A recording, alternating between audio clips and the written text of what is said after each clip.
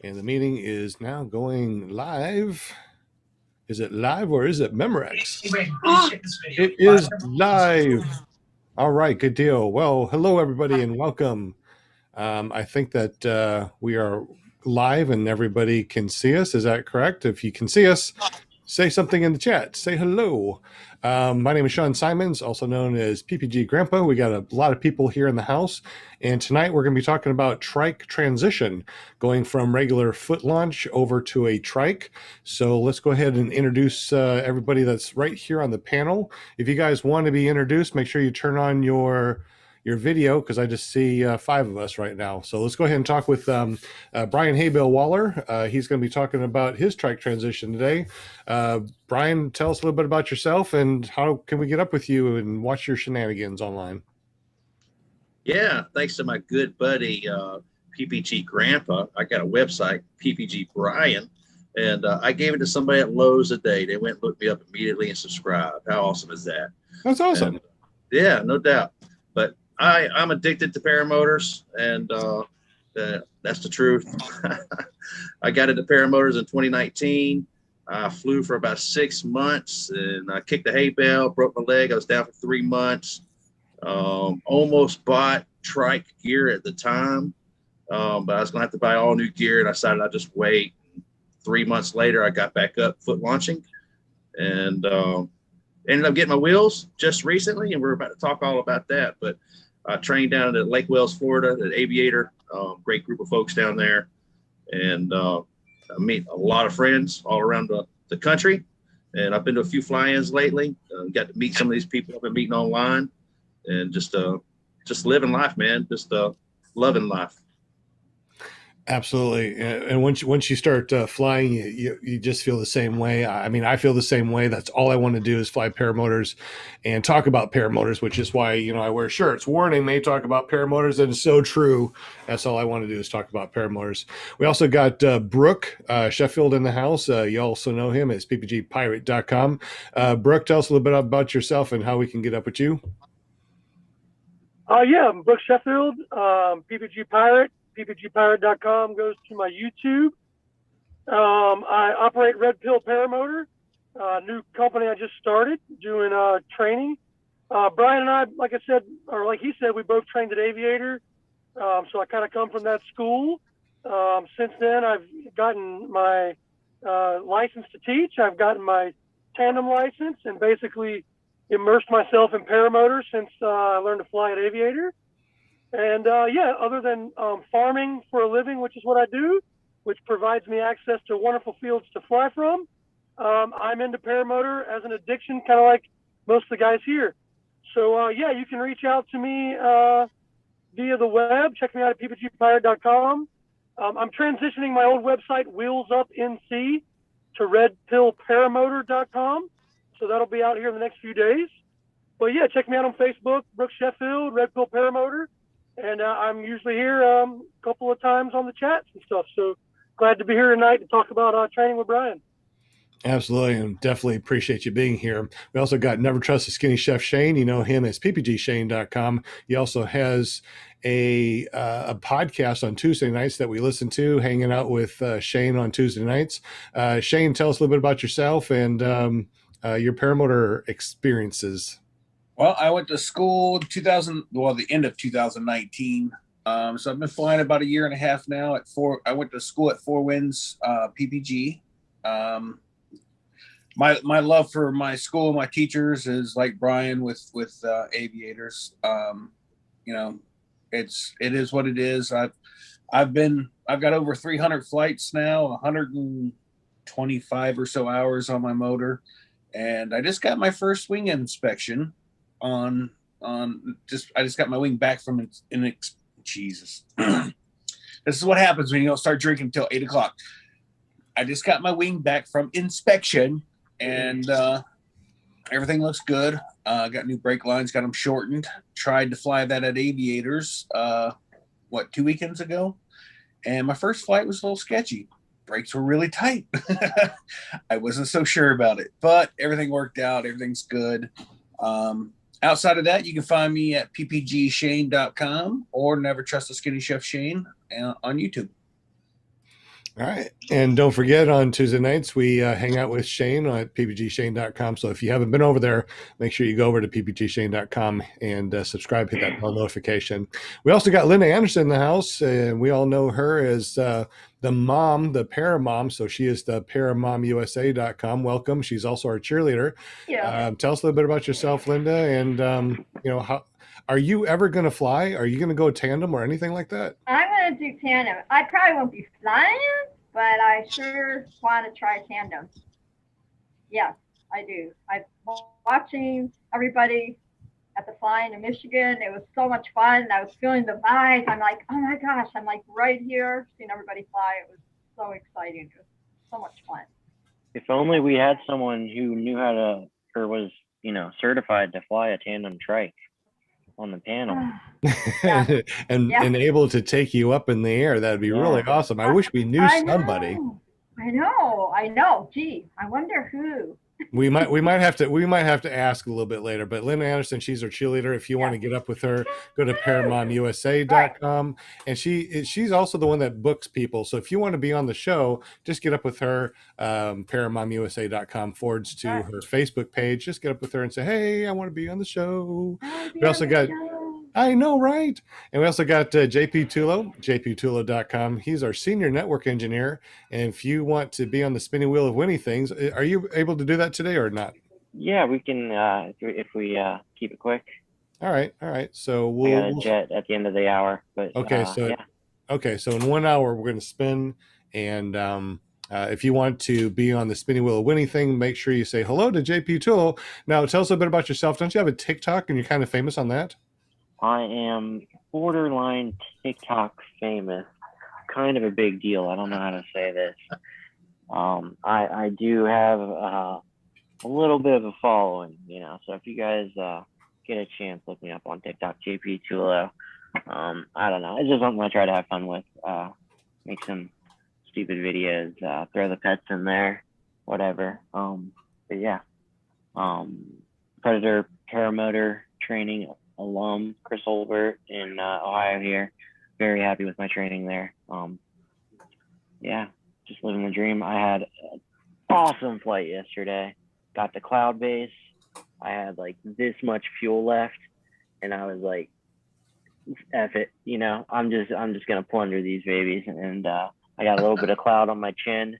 I got cloud all over my sneakers. But oh man, I'm gonna drop that video here shortly, and it was you can't even, the video doesn't do it justice, but you guys will see this video here in a minute. It's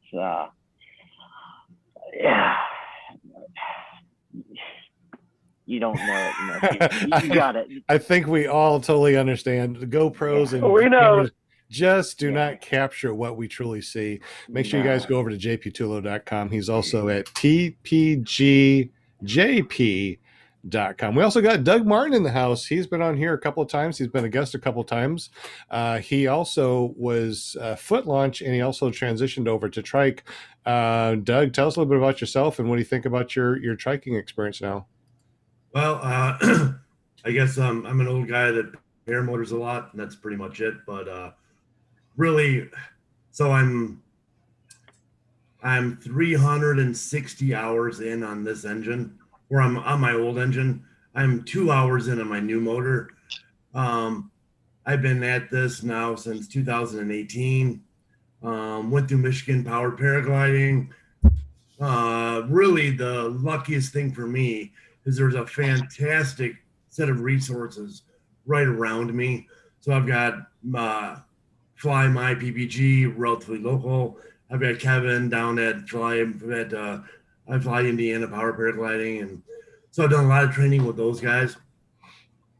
About 300 hours in, had a relatively bad accident, put me out for a while. I've got about 60 hours since the accident. All of those except for 5 launches and 5 landings for all wheel. I went back this spring and just for the hell of it, got my PP1, PP2, PP11, PP21, and PP3. And I had to do foot launch and stuff for that. And my transition to the trike was one of those things where I wasn't really sure I was going to like it. And I kind of fought it the whole way. In all honesty, I love my retractor trike. It is the easiest thing in the world to launch and land, and flying it. You're still flying full launch. You still have weight shift. All of that is still the same as it was before. So I'm really kind of digging the wheeled version right now. That's really cool. We'll definitely need to talk to you about the retractor trike and and how you like it. Real quick in the chat, let's go ahead and say hi to some people. We got Geriatric PPG, JR Paramotor, Trike Flyer, David Ruff. Welcome, dude. Who else we got in here? Torqued Off. Am I missing anybody? Chris Fenmore. Let's see. Dave Aller, Chris Fenmore. I already said that. Tyler Vowles. Will Fly, Kelby Cox. We got a lot of people in here, mainly paramotors. David Ruff. Oh, okay. PPG Pirate's still in here too, and he's on the panel, which is really awesome. Anybody else? Jack Wallace and Shannon West. Welcome, everybody. Thank you so much for being here. This is going to be Sean? Yes. Is there a reason our video is not showing? It says you stopped it, our video. Well, just go ahead and start it. It's no big deal. Oh, there we go. I just put you on there because when we had the gallery, I saw that you guys were in the back, so I didn't want to. Okay. While you guys were, making dinner. Sorry, I was making stuffed mushrooms. Well, welcome, Shannon and Mickey. Glad that you're here. Thank you very much. All right. Tonight is all about Trike Transition. And Brook or Brian, who wants to go first and start talking about Trike Transition? Brook? He's on. I think Brook's still on. He was pointing at me. I was pointing at him. That's funny. Okay. Well. I guess the student. Can you hear me now? Yeah. So we got a student. We got a teacher. So who wants to go first, student or teacher? I don't mind jumping in, Brian. So the student is the teacher, and the teacher is the student in all of these situations. So basically, I learned to trike within the last 100 hours. I fell in love with it. Immediately went down to One Up and got my tandem certification and wanted to fine tune my trike skills with those guys because those guys know what they're talking about. And then ultimately it kind of clicked for me that the transition to trike is a very natural progression. It's a fairly easy progression for an experienced foot launch person. And it adds another element and layer to flying that just is another tool in your shed of tools to go out and enjoy the day. So I started teaching trike first with Brian's my first student. Super happy with the way things worked out. I've got an awesome piece of machinery for training. I love the Fly Products Vertigo. And so basically, put my first class together with Brian this last weekend and kind of just showcasing the things I've learned at One Up and all the things I've kind of picked up from the different schools I've been training at.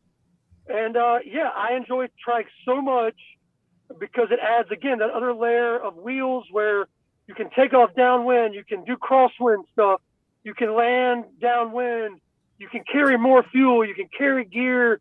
It's not in competition with foot launch, which is what I think a lot of people think, I have to be one or the other.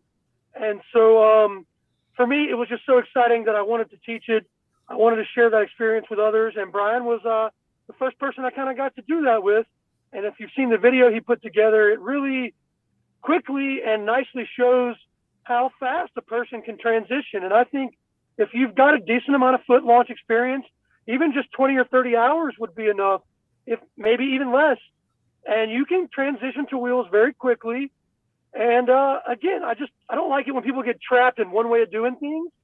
And as a pilot that's just trying to learn as much as I can, the wheels have added that. And I'm just happy to share that with others. And I'm kind of happy to see what Brian's doing with it already because I've seen a buddy of mine who has gone through an injury. Sometimes it's not as easy to get through the flying day.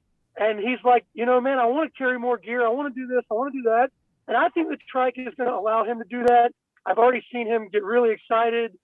And it already adds this new layer of flying to his gear and his whole setup. So again, Trike is awesome, and I'm just excited to be doing it.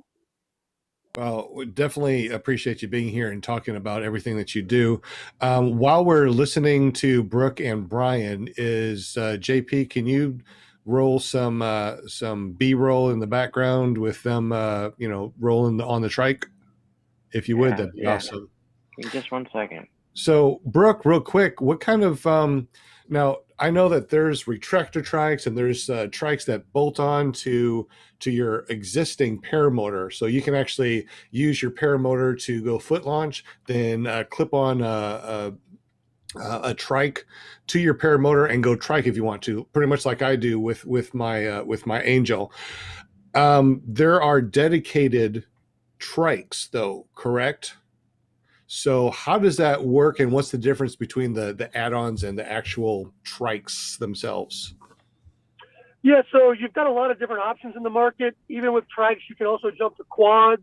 So there's 3-wheels and 4-wheeled wheel options.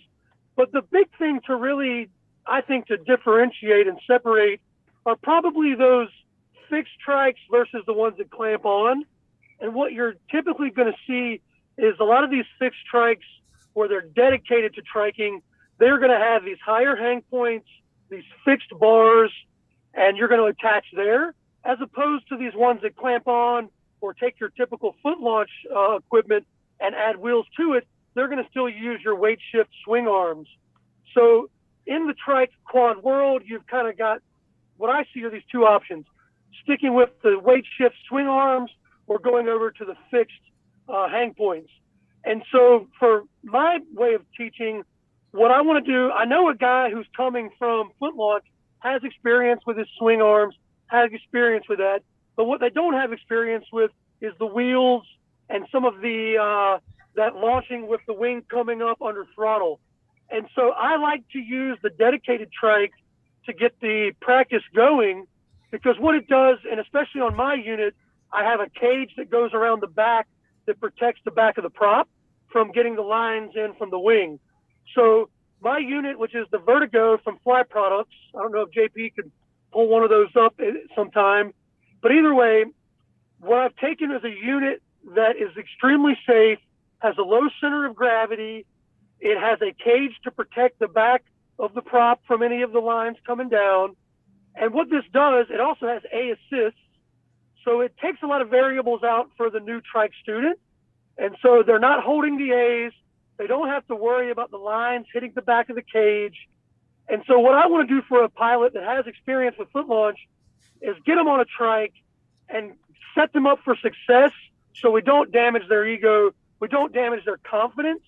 And what we can do is we can work back towards getting those clamped on units or those swing arm units.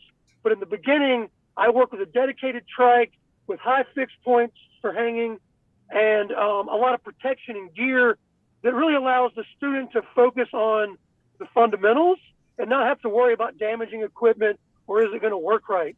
Ultimately, a student that has foot launch skills and has the skills to use the dedicated trike can easily transition over to the retractor. We got some really bad echo. Yeah, I don't know why that just happened. Let me fix that. Brian, I think, was sharing. He always echoes when he shares. I don't know why. Is that JP, better? Yeah, I think it was what Brian. It could be. Brian shared. When he shares, it always echoes. There's just something going on that's weird over there. JP, are you able to do that, or? Yeah, I had to restart. Hang on, just 1 second. No problem. Go ahead, Brooke. Not on my computer, so. I know, right? All right, go ahead, Brooke. I'm sorry. Yeah, we're good. Here we go.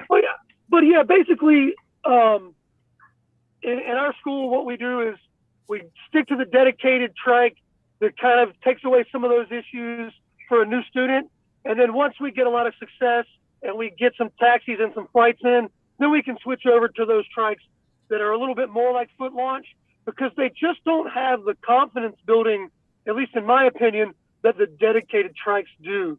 They do fly just as easy. They launch just as easy. They taxi just as easy. But again, ultimately, I want to remove any variables that can cause issues when building the confidence of that pilot that's starting out. So again, for me, There's your product cage Vertigo there. is great. I can see how the back of the cage is protected there. Yes. From the lines right there. That's what you're talking Yeah, and about the to great keep the thing lines about- from falling in. We eventually removed that cage. So this trike allows us to work the student up through a progression. So we can even remove the A assist. We can take the back cage off. But ultimately, the state-of-the-art equipment, I think, is what allows us to be successful in training. And I think Brian is just proof of that, because I think he had a great experience because he didn't have to worry about damaging anything. And that's what allows you to kind of go out there and kind of give it your all with a little more confidence. Why would you want to remove the A assist? Well, if you want to remove the A assist, that can be better training for when you jump to a unit that has no A assist at all. Okay. So I love this trike because I can jump in it. The only thing I got to do is grab the throttle and the brakes, hammer it, and go. There's not a lot of thinking. There's not a lot of worrying about holding anything. The trike is built to do a lot of the work for you. And again, that's just what I like in this particular piece of training equipment. So I'm going to always train on this piece of equipment until I get the student comfortable, and then we can work towards other equipment. But again, I love the Fly Products Vertigo. It's also what Aviator uses to train on trike, and a lot of other people, because of the particular set of details and things it has built into it. It looks like right now we got Brian on the screen.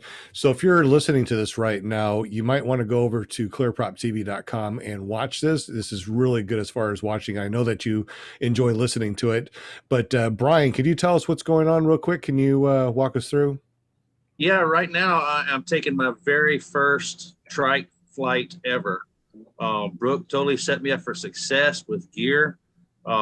The thought that I didn't have to worry about damaging riser lines when I screwed up the kiting or taxiing. So at this point, I'm flying, man, and I'm going, woohoo! I'm in the air. I'm realizing I don't have quite as much climb out rate as I did with my foot launch unit, but I got plenty of clear area ahead of me, and I'm just flying. I'm taking instruction over the radio from Brook. He has a spotter flying around me in a foot launch unit named Chris. He's keeping an eye on me too when I get out of sight of the LZ. And yeah, it's a beautiful place to fly too, up in the mountains. This is an incredibly beautiful place. We're driving up there. It's just all, pretty steep mountains. I'm from Alabama, I'm Flatlander. So this in North Carolina, some pretty good mountains. And it just opens up into this nice valley along this beautiful river, an incredible location to go learn and fly. I just wish I had more time. There's not a whole lot of area to fly and to, stay away from houses. I try to stay over trees and that kind of thing and, stay away from the houses and just concentrate on flying the machine. But the thing about the A assist that you asked about, man, that's huge. I'm really thinking about maybe potentially getting a unit like this with the A assist and whatnot, and the confidence that gives you. Basically, all you got to do is hold your hands in the right position, lay your wing out pretty well, and just gun it, go, and then make a few corrections on the wing and then fly. It's super simple. You don't have to worry about holding those A's or letting go of them early enough. There's brakes on this. Correct me if I'm wrong. If you're on a big enough wing, like a tandem wing, for example, you might not be able to be strong enough to hold those A's. Is that correct, Brook? Yeah, that's true. Like if you're pulling up a 38 or a 42 meter wing, there can be a lot of pressure on the arms. And so when you move up to the bigger units, especially with bigger motors and bigger wings, those A assists are crucial. And if you look at the wings that are dedicated to larger trikes or trike flying, they typically will have a connection there to the A malleon where you can clip right in. So yeah, I think when people look at those bigger trikes, they're going to find that they ultimately are safer and easier to use when they have the A assist attached. Yeah. Now, is that just connecting to the speed bar malleon? Yeah. On this Yeah. particular wing, for a non-trike dedicated wing, and what I mean by that is if the manufacturer makes it for a trike, sometimes you will see a particular attachment point. If you're using a regular wing that's also foot launched, all you connect to is a speed bar attachment.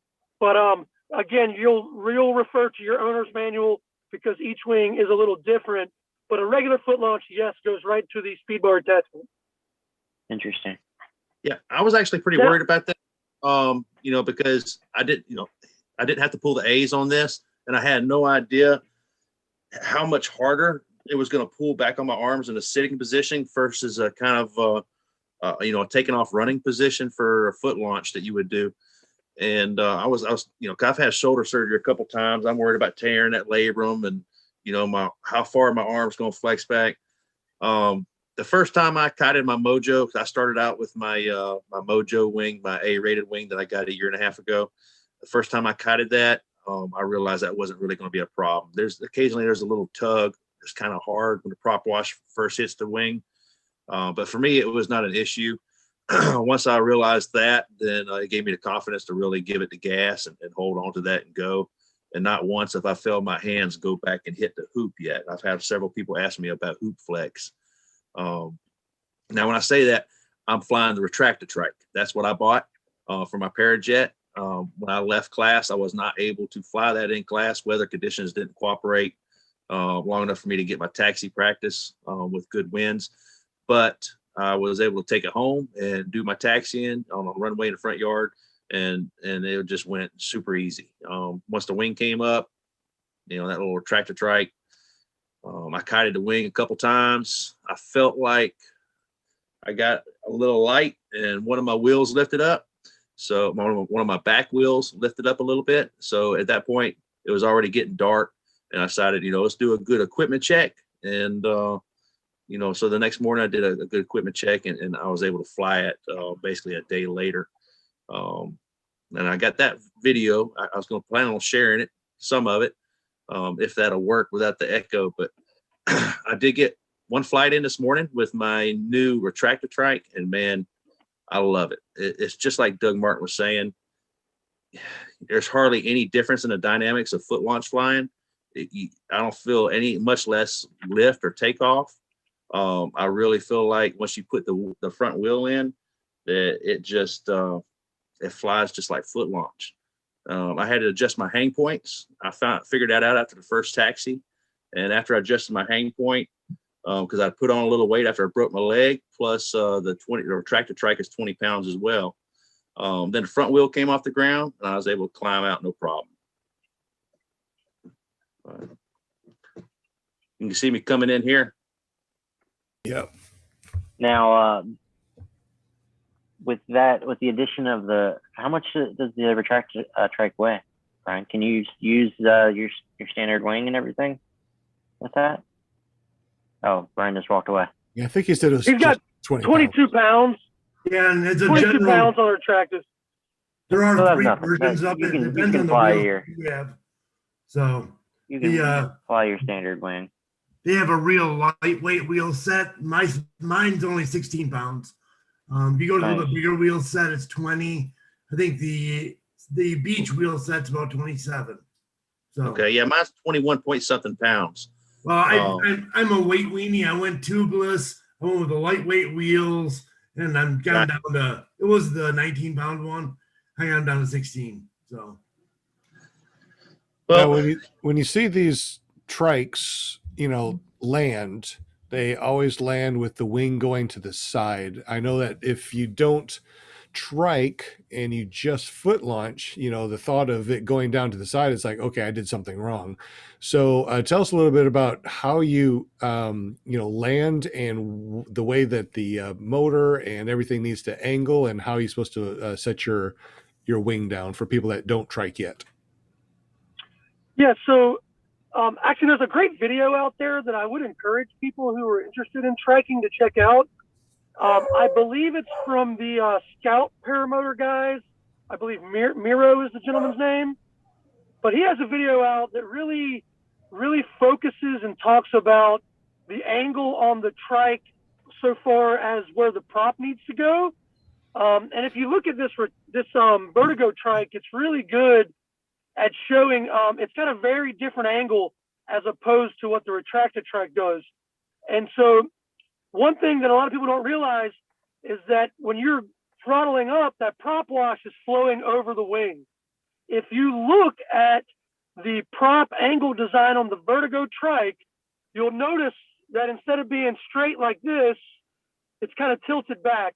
So when you give the initial throttle, the wind and the air is blowing not at the wing, but actually at almost like a 30 or 45 degree angle above it. So short story, go to the video from Miro, from Scout, where they discuss trike prop angles, and you will see some great information that will maybe be a little bit contrary to what you would think when looking at it. So that video is what allowed me to really hone in on the Vertigo as the trike I wanted to do for training, because it does not create a prop wash issue for the wing as bad as the retracted trike and some of the trikes do that keep the paramotor foot launch in the same position as they do on your back. So one, I would encourage people to look at that video to understand the differences between the angles of the prop. Now, in regards to landing, like you see in the video, we really want to bring that wing out of the wind. So, and there's a number of reasons for that. What we typically do, or at least what I was taught to do and what I personally do and what I train to do, is that you'll bring the wing down and you're still in a taxi at that point once you're landing. And then you'll be able to kill the motor and you're steering the wing out of the wind. So you're trying to get the leading edge out of the wind so that when you're stopped and the wing is on the ground, a gust or more wind could not come back through and catch the wing and particularly maybe roll you over or give you that turtle. So, and I have had that happen to me one time before I really learned the intricacies and kind of tricks of the trade of trike flying. So as you'll see in the videos, I show and teach Brian to bring the machine down, taxi it to where you want it, and then kill the motor. And then you'll bring the wing down with one brake. And as the wing turns out of the wind, you'll kind of also turn the trike out of the wind. What that does, again, is it disables the wing in a manner that allows it to no longer be accessible to a gust that would turn you over or flip you over. And so that's the typical way that I train to land and how I was trained at One Up Adventures. All right, it's 30 minutes past the hour. Is there any questions from the chat or the panel that we need to address? I saw a couple questions in there, but one thing I'll say about the trike that has made it so easy to land was the powered on landings. It's just, I was taught, basically, foot launch, you're 100 feet high, whatever, you're not going to make many corrections. You're not going to do anything. It's going to take energy out of the wing. You'll maintain all that energy in the wing till you get to the ground, and you have to be good at spot landing to put it down where you want to. With the trike, just kind of come in with a little throttle on, and you just slowly back off on it when you're a foot or two off the ground. And I've got some experience landing fixed wing aircraft, so that helped me with the thought of flying it to the ground with power. So it's so much easier to land. You can come in with a little tailwind. You just come in faster. No big deal. You got wheels, ride it out. Do you flare at the end? A little bit, yeah. When you're coming in, I mean, you're feeling the brakes. You're adding a little brake pressure as you're starting to get closer to the ground. So you want to be able to feel that wing. You're on the throttle a little bit, and you just slowly back off on the gas until your wheels are touching the ground. I mean, I hardly ever did touch and goes, foot launching. Usually because I was always flying in no wind conditions, and you have to run your butt off to do them. I see people that are smaller and do them with a little bit of a headwind, and they make it look so easy. Me, I'm like, I'm going to fly as long as I can fly. When I land, I'm landing, and then, but with wheels, it's so easy. I mean, my first flight today with a tractor trike, my goal was to basically see what it's like launching and landing. So touch and goes was the obvious thing to do, but I did 7 or 8 of them in about 30 minutes, man. And I'm glad I checked my hang points. There was a question in the chat about the retractor trike. If once you retract it all the way in, and I did try that on my first flight. How hard is it to get back out, or do you have to take it back out to land? Yes, you have to take it back out to land. When you retract it in, and I don't know if I have a good video showing it. I think I've got one, but probably won't do a good job sharing. Basically, when the front wheel is retracted in, it's directly underneath your feet or your knees, under your seat. There's a metal tube sticking out behind underneath the prop, and that's going to be the first thing that hits the ground if you land with the retract the wheel back, and it's not going to be pretty, I don't think. So all you do is with your feet, reach back around the feet pedals, and then use your leg muscles just to push it right back out. Super easy to do, and then you put your feet on it and land. So it really doesn't affect the dynamics of how it flies very much. I felt like on my very first flight, it was a little bit boaty, but that's because I went back to my mojo probably versus flying my Spider. So the next step is to try my Spider on this retractor trike and see what I think. But it doesn't add enough weight that it puts me out of I have to get a bigger wing, thank goodness. Hey, Sean, there's a bunch of questions in the chat. I said that earlier, but my thing was on mute, so. Shannon West wanted to know, Doug Martin, was your accident due to paramotoring? And then there was how much. Doug, go ahead and answer that one, and then I get the other question here. It was related to paramotoring. It wasn't a good evening, but I'm back at it. So. All right. How much does the retracted trike cost? Retail 1,600. All right. And we already talked about the weight. I'm just scrolling back through here. I had to go all the way back to the top because there was a couple that I seen. And I thought you guys were ignoring me. Apparently I muted myself. You said I never sounded better though. Got it. Yeah. Wow. For the record, Brian, for the record, I have foot landed my retracted trike 4 times just to make sure I could do it. But really? You can come in regular foot, keep the wheel back enough. I can foot drag it.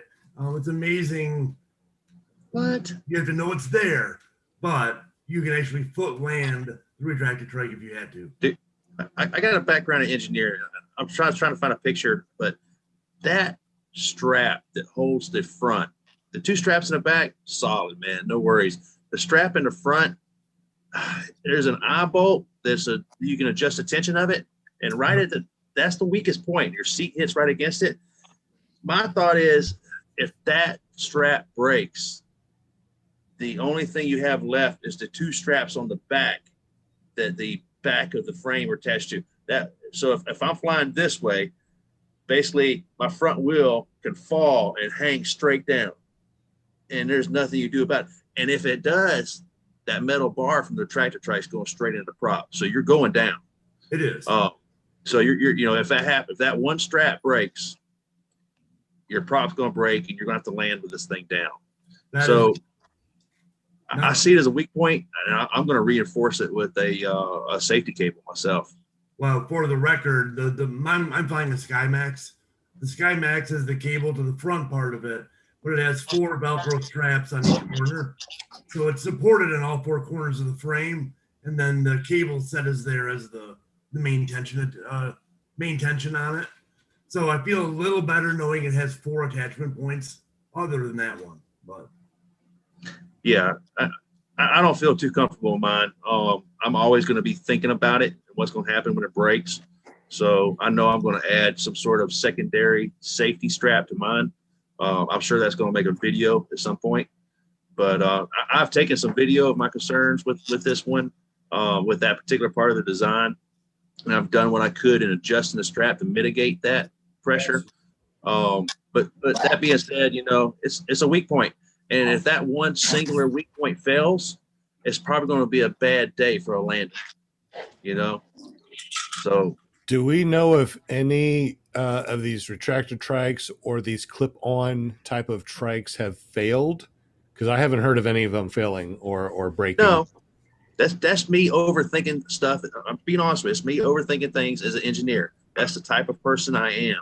I overanalyze things. When I went down to Aviator train, man, I was nervous about flying under a bed sheet. And when I found out how many pounds each one of those riser lines will hold, my fears were alleviated.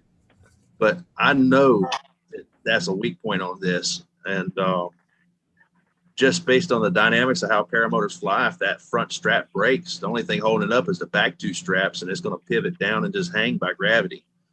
So, it's something to consider. I'm sure the designers have thought about it, and for sure, I'm going to reinforce it myself personally. Somebody says zip ties, duct tape. Yeah. You said, yeah. It's a trade-off. I mean, you can spend thousands of dollars and get a dedicated trike that has, more robust welds and, heavier duty equipment. It's going to be more reliable, safe. Or you can spend a little less money and adapt your gear that you already have that wasn't designed to be a trike into a trike. And that's basically what it is. They've made this frame. A lot of people are making their own. And this Parajet system, even though the most 185s are on plenty of trikes, was not initially, it was designed to be a foot launch unit, right? The Parajet Maverick. So, you get, there's trade-offs. I don't have the A assist. I have to hold my A's. It's cheaper and it's lightweight. It flies much more like foot launch. So, I mean, I think, it's one of those things in life that, you get to kind of have to, pick your better. What do you want the most of? You want safety, or you want performance, or you want a sports car, or you want a Cadillac. So, well, I just what Brook had said with training on a fixed frame, high hang point. I got a chance to do both, and if you're going to teach somebody how to launch a wing, how to taxi, how to get under everything and make it nice and stable, by all means, a high hang point frame style paramotor or trike is a better teaching tool. In flight, having the weight shift and everything available is fantastic. And that's the one thing I really did miss when I was flying the framed units. Now I'm in the process of looking for a tandem unit myself, and that'll be a full frame setup. So again, it's just slightly different. But for training purposes, by all means, I think your first 10 hours should be on a fixed frame trike. I have one question real quick, though. I know that when you're doing a launch on a trike, there's a lot of pressure on the hoop. Are there some paramotors that you would not recommend putting a retractor trike on because of the hoop, and why? Anything titanium is fine. Brooke, there's a lot of trikes out there you got to watch out for. If it has carbon spars, if you can walk around the back of your trike and flex any bit of that cage, or the back of your paramotor or trike, if that cage flexes by hand, I think you've got a potential issue. Again, that's why all the trikes I use are the Vertigo or Fly products, because if you look at the cage on it, it's so beefy. And if, for instance, if you look at the Fly Products units that are foot launched, but they switch over where you can convert them, they have adjustable straps that hook up to the cage and tighten down to the frame.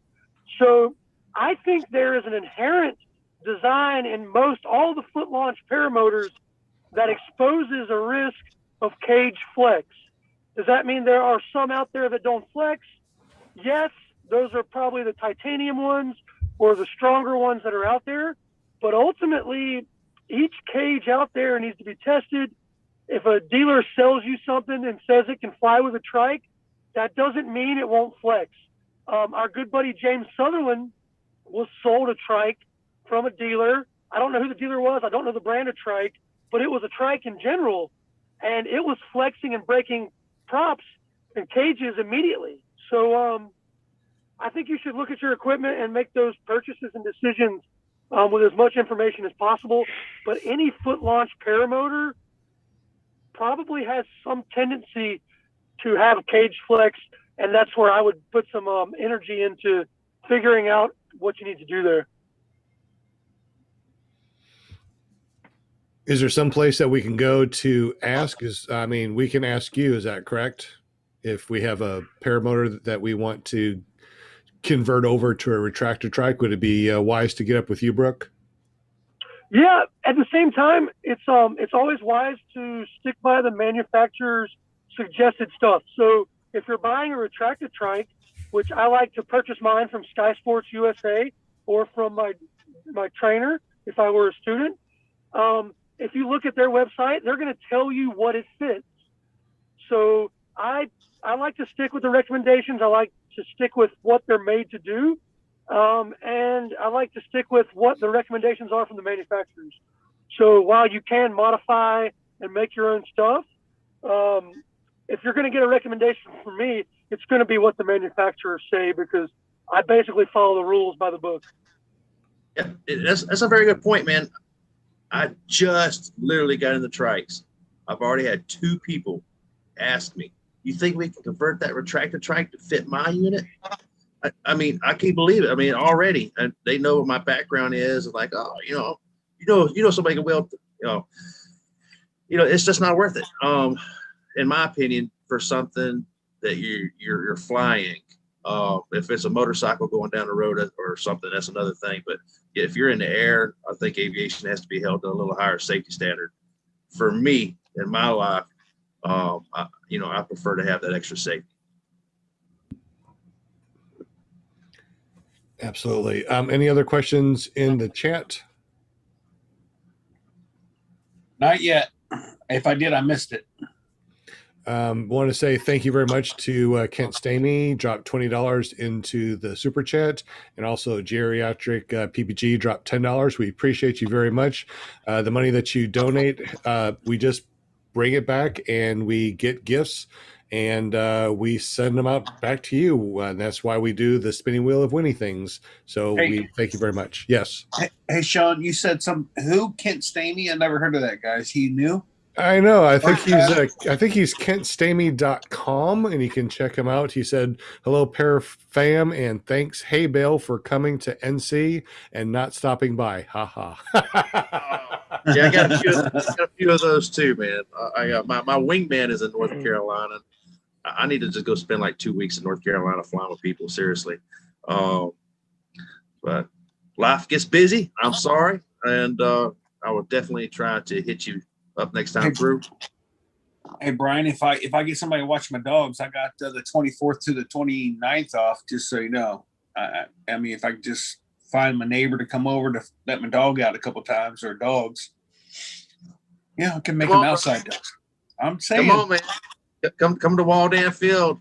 I got wheels. We got a couple planes maybe. We got a runway, but afternoon thunderstorms in Alabama ain't much better than Florida, though, man. It's hit or miss every afternoon. We got a $10 donation from Bradley Beck, and Will Fly says, because Shane and Brian are wearing cool T-shirts. That is true. I should have worn mine, but I didn't. I'm sorry. Oh, got him. Appreciate the shirt, Will. No doubt. Very cool. That's what we call a slow burn. It just keeps giving and giving. But a little bit more about the class and the facilities that he put me in. It was a great LZ. It was right on a river. It was in a valley. There's lots of other people flying paramotors and hot air balloons in the area. It's just a great location. You can bring your white water gear. You can bring your fishing gear. There's RV hookups on right beside the airstrip for 30 and 50 amp units. So I think Brook's got it worked out where camp is included in your cost of training.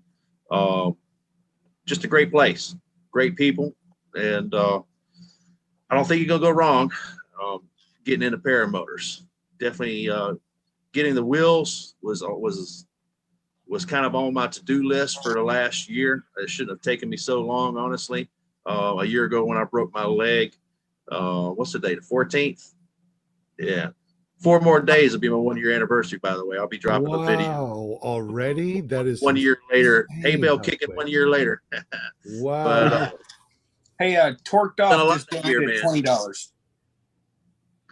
Sorry, I'll never- Torqued Off just donated $20. I don't know if you guys can hear or did hear. Oh, okay. Thank you very much, Torkroff. We appreciate you. Also, Thank too, you, I saw in guys. the chat, Nick Griffith said, if I use a trike, I would buy the stabilizer bar for cage flex. Most manufacturers have them. So what is a stabilizer bar for cage flex? Does anybody know? Yeah, so you'll see, and I wouldn't say most manufacturers have them. I would say there are a few out there, because I don't see them on the majority of the units that I use or any of the stuff I've seen in the last year. But basically, you've got your hoop, and there's a bar that'll go across in the back. James Sutherland had to manufacture his own version of it just to stop his cage from flexing. And I think some manufacturers have just realized, hey, if we add a support bar here across the hoop, it can help for these guys who are doing trike transition. So again, I don't necessarily see it as a widespread option on most units, but I do think it is an option on a few that you do see out there. No, when you said it goes across the back, does it go across the back like where the prop is, or how does that work? Imagine like an additional spar that comes out from the frame and basically spans from one side of the hoop circle across the other, but located forward enough so that the prop is not hitting it. I don't have access to a picture I'd show you, but I believe PAP has a good one on theirs. Yeah. PAP, I believe, on James's unit has one. I don't think theirs is actually an addition. It's part of the actual unit in general. But it's just a spar that spans across the circle instead of at angles out. It's across the whole circle, close to the radius. Yeah, I had several trike people point them out to me at these fly-ins, and I was not a trike pilot. Hadn't been paying a whole lot of attention to the different trike designs out there, and but they were pointing them out. They were pretty proud of them. So apparently they offer a lot more support for the manufacturers that put that in their design anyway. I'll definitely be looking at some more trikes. Tandem might be my future. My main thing is my dad sees me flying these paramotors. He flies fixed wing. I think he's always kind of wanted to do it, but the thought of, he can't foot launch, carry that kind of weight on his back. And I tried to get him into trikes initially, but he thought it was too much work to lay out the wings and stuff versus just get in the plane and go. He seen me flying around on this other trike, and I think he's getting a little bit more interested in it. So I'm going to try to, push him if I can. If he'll get one, then I can get him in the air on one. That'd be awesome, man. Maybe even send him up there to Brook to train, or bring Brook down here. I'm coming down there because I want you guys to train me on some other flying stuff. Heck yeah, man. Bring your hot air balloon, dude. We'll have a big day. Torqued Off donated 20, and DP donated some also. Would he donate $10? Thank you so much, guys. Definitely appreciate you. Yeah. We're rolling up on 8 o'clock now. I still want to talk with you guys because this is great. How long do you guys have to talk about Trike Transition today? A little while longer. A while longer? Okay, because I know Of that. course. Okay, because I know that JP has to go, and because you guys are so generous with your donations, we're going to be giving away 2 T-shirts today. So thank you very much, guys. You're really helping us out. And whenever JP is ready to spin, just go ahead and spin whenever you're ready. We're going to just take the first 2. Make sure you guys go over to ClearPropTV.com and fill out that form. Let us know that you won a T-shirt tonight. So thank you for everyone that's donated. Ken Stamey, Geriatric PPG, Bradley Beck, Will Fly, Torqued Off, DP. You guys have helped generate a couple of T-shirts to give away. So thank you. So go ahead and spin the wheel as we continue to talk with Brian Haybill Waller and Brook Sheffield, PPG, pirate.com. Hey, real I have a question. Oh, sorry. Real quick, I just wanted to say Jim CR120 met him again at Melbourne Beach, where a lot of the guys from Aviators, Eric Farewell and all them were at the beach the other day, I believe Friday, and Jim got his first beach flight in, and apparently it went very well. I had to leave before it happened because I couldn't watch, and I'm just kidding. But I did leave before it happened. But yeah, he got his first flight in. I just want to say congratulations. Yay! Awesome. Awesome. Yeah. This is from Brooke. This is from Brooke and Brian. Did you ever turn over the trike? Taking off. Yeah.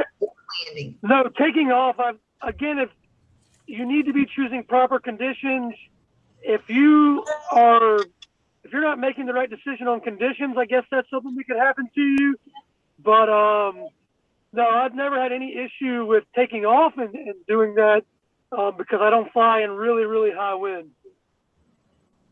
What are the best winds to fly trike, do you believe, Brooke? Well, again, I'm a mountain flyer, so my wind conditions would be a little bit different than others. But I would say in general, if we're assuming that we're on flat ground and we're just talking about the maneuvering on the ground, I'm a 6 to 8, probably at the most. When you're getting to 10 and 12 miles an hour on the ground, that's when the trike can be turtled over, or if you don't have a really low center of gravity, or it's not a very heavier trike, you could have issues, especially if you have a large wing.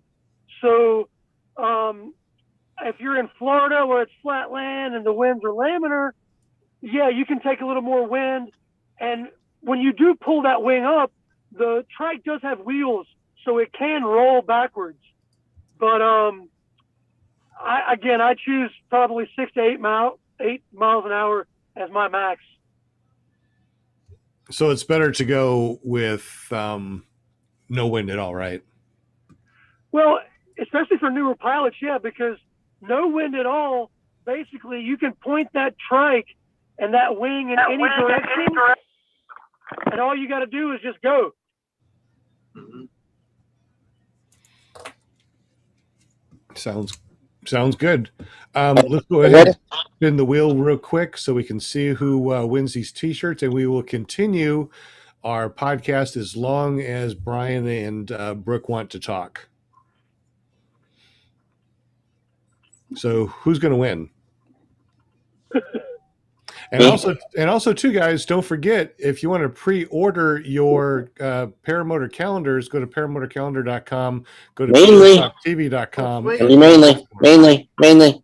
Yeah, I think it's Oh, the guy shows up for the first time ever, and he's gonna win. Oh, and I capitalized wrong. Ignore my typing error there. Oh man! awesome. Congratulations, Matt.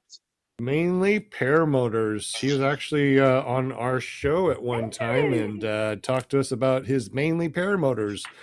We need to talk with him more too. Find out what's going on with him. Yeah, I hope to go visit him in August after Moonshiners, man. That's my goal, is to go all the way up to Maine with the camper. That's a long trek. Well, I mean, it's not too far if you think about it. I mean, you know, where we are in Tennessee, we're almost there. Nah, man. We're almost there. I mean, might as well take your Paramotor and fly from, you know, Moonshiners all the way up there. A couple 18-hour books on tape, you're there, man. Exactly. Mainly Paramotors motors. Make sure you go over to ClearPropTV.com, fill out that form, let us know that you won a t-shirt. And this is episode 76 with Brian Waller and Brook Sheffield. We're going to spin the wheel one more time for the next winner, but don't go anywhere, guys, because we are going to continue to talk to Brian and Brook as long as they want to about Paramotor transitions. And also we're taking all your questions and hopefully answering them. So who's going to win this spin, guys? Can't stay me. Shannon West. DP. Shannon West. Shannon DP. West. It's gonna be DP. Oh, DP. Oh, Maybe he got a leg up on. Yeah, he may be the newest pilot in the group, man. Yeah, congratulations, DP, the newest pilot. Even though he is a foot launch, ppgfootlaunch.com, he decided to foot launch and not trike. DP, I put the username and password, or the ID and password for this meeting. Anybody that wants to join us, go ahead and join us for the second hour for the after show. But it's going to be continuing to talk about the Trike Transition. Congratulations, DP. Make sure you run over to ClearPropTV.com, fill out that form. Yay. We're not going to spend any more, but if you guys want some free stickers, go to ClearPropTV.com, fill out the form. This is episode 76, and say you won free stickers. Yes, you get free stickers by just saying that you won and you fill out the form. How about that? I mean, is that the craziest thing ever? Crazy. JP, we gotta do a group shot. Oh, good call, Linda. Thanks. That's why I'm here, babe. All right, let's go ahead and do our thumbnail. See our thumbnails? Yes, Yeah, right there. thumbnail. Right there, right there, Everybody. and right there. And There you go, Doug. if you want to be on this thumbnail, hurry up and jump on so you can be part of this thumbnail. Yeah, it's huge. This is like. Hey, Brook, look at smile. right Brooke, cheeseburger. Ah! There we go. Cheeseburgers. Perfect. Actually, we should say paramotors. Why am I saying cheeseburger? How about paramotor? Oh. Gosh. Wait, did we Paramotor. then we're saying paramotor. That's scary. Did you get it? We have to. You want to hear something funny? Okay, go ahead. Let's have the whole group sing "Happy Birthday" again. Oh, no. Brooke. Let's Yeah. refer to the last time that we did that. Hey, David Perry just jumped on DP PPG foot launch. You want to do another thumbnail real quick since we got DP on? I got time for one more. Ready? 1, 2, 3. Ka-ching. Oh, I don't even get the shutter sound, man. I tell you. Now we know for sure that it popped up there. All right. So we are in part 2. This is the after show. You guys are more than welcome to jump on. I know JP has to leave. We thank you, Mr. Senior Network Engineer, for all the work by putting your name in there. So make sure you guys go over to ppgjp.com or jptulo.com. Check him out. Yep. Subscribe to his channel. Check out his TikTok, because we got a TikTok famous people here. There's a lot of people hopping on TikTok recently. I know Aviator Shed just started an account. Flight Test, Buddy RC, it's picking up momentum. And I don't know of anybody else that of note that is worth mentioning that started a TikTok account. JP, I did find a new TikTok channel. It's pretty awesome. It's called ppgshane.com. Oh, that's right. Yeah. Right. He's an up and comer. Up and comer. Oh, if I can just get my cat to swap my genitals, I'll be there in no time. Hey. It's all it takes is one. Yeah, right. One genital or one cat? Well, the more genitals, the more. I made a TikTok account, but I haven't really done anything with it. I guess I need to throw some stuff up on TikTok. Yeah, I mean, Grandpa, you better get on it. I mean, but really, who wants to be a grandpa fly a paramotor? How not fun is that, right? It just takes a few short clips. That's what makes it so awesome. All it takes is a 10, 20-second clip. Doesn't take any time, not much effort. Just throw something together, put it on it. If it flops, whatever. And the more content you have, it snowballs. So it's just for fun. Sure. So, awesome. Well, thank you. All right, guys. We appreciate you. Absolutely. Always a pleasure. I will see you on, I don't think there's any good shows on tomorrow. So whenever the next good show is. Just kidding. It looks like you got a new call sign according to Will Fly there. It looks like you're going to be TikTok Tulo. TikTok Tulo. Oh, I kind of like it. Ooh. I like it. You're going to have to get your own .com. I'm not going to give TikToktulo.com. All right. That's all you, brother, man. Third one's on me. Yeah, third one's on you, bro. All right, guys. I'll catch you on Shane's show tomorrow. Take her easy. All right. Night, JP. Good night, JP. John Wayne's in the house. Welcome, John Wayne. Good to see you, brother. Boy. So How y'all doing? Doing good. Now, you trike also. You got that trike extension for your little paramotor. Have you been able to fly that lately? Yeah, well, I flew it once, but I Yeah. got to make some adjustments on that hang point because I came down pretty flat. And that's not a good thing, right? Coming down flat. So Brian and Brook, when you come down on a paramotor, what angle are you supposed to come down in, and how are you supposed to check your hang points, and what's the difference between that and foot launching? Well, you want the hang point in regards to where the propeller is in relationship to the ground the same. So you basically want the same stuff flying. You want it to look the same, and you've got to do the same hang point check you would do for your foot launch as well. yeah, But again, And- like I said, those videos that Miro put together, I think really help you understand the hang point in relationship to where the prop line, thrust line should be, because that can be a little bit confusing when it comes to the ground and taking off in relationship to a foot launch. yeah, and we checked the trike that he set me up in, and based on the weight and everything, we knew the front wheel was going to come off first. We knew exactly how it was going to handle. And with my trike, when I got home, it was a new gear. I'd never been on it, and I wasn't sure. I took it out there. I started taxiing it, and I probably should have done a hang test on it before I even taxied it. I wasn't planning on flying. But I got up there. I got the wing up, and I've got video of it. And once I got it under control, got my speed up there, I felt it getting a little light. And as I was making a correction, I got really light on one side, and my back left wheel came up. And I said, well, you know, I'm going to do a good safety check on this thing before I fly it, make sure everything's still good and tight and whatnot. And at that point, I did a hang test. And sure enough, we got a, I don't know, a four-wheel drive hoist or whatever, overhead hoist. And I was able to, my dad using the control, basically just lift me straight up. And my back wheels came off the ground about 3 inches before my front wheel lifted.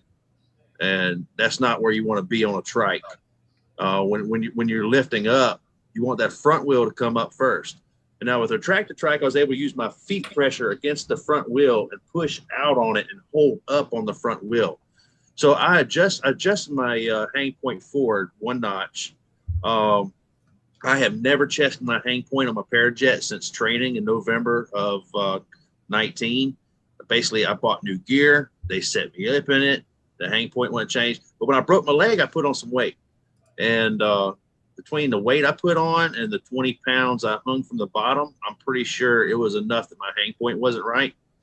So I changed it. I moved it forward one notch, moving my weight back further, therefore bringing the front wheel up a little bit higher.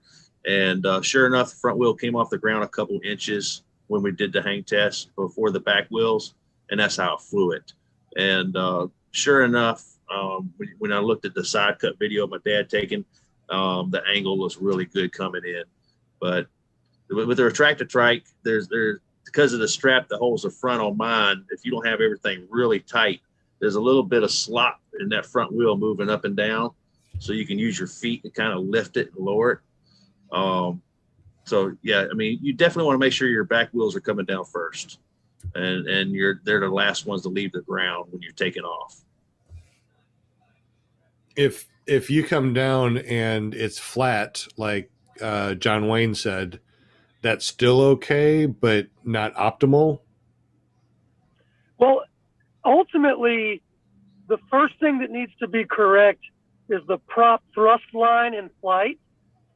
If the prop thrust line in flight is correct, that should, with a properly manufactured unit, already have the front wheel not touching first on landing. The back should come down first.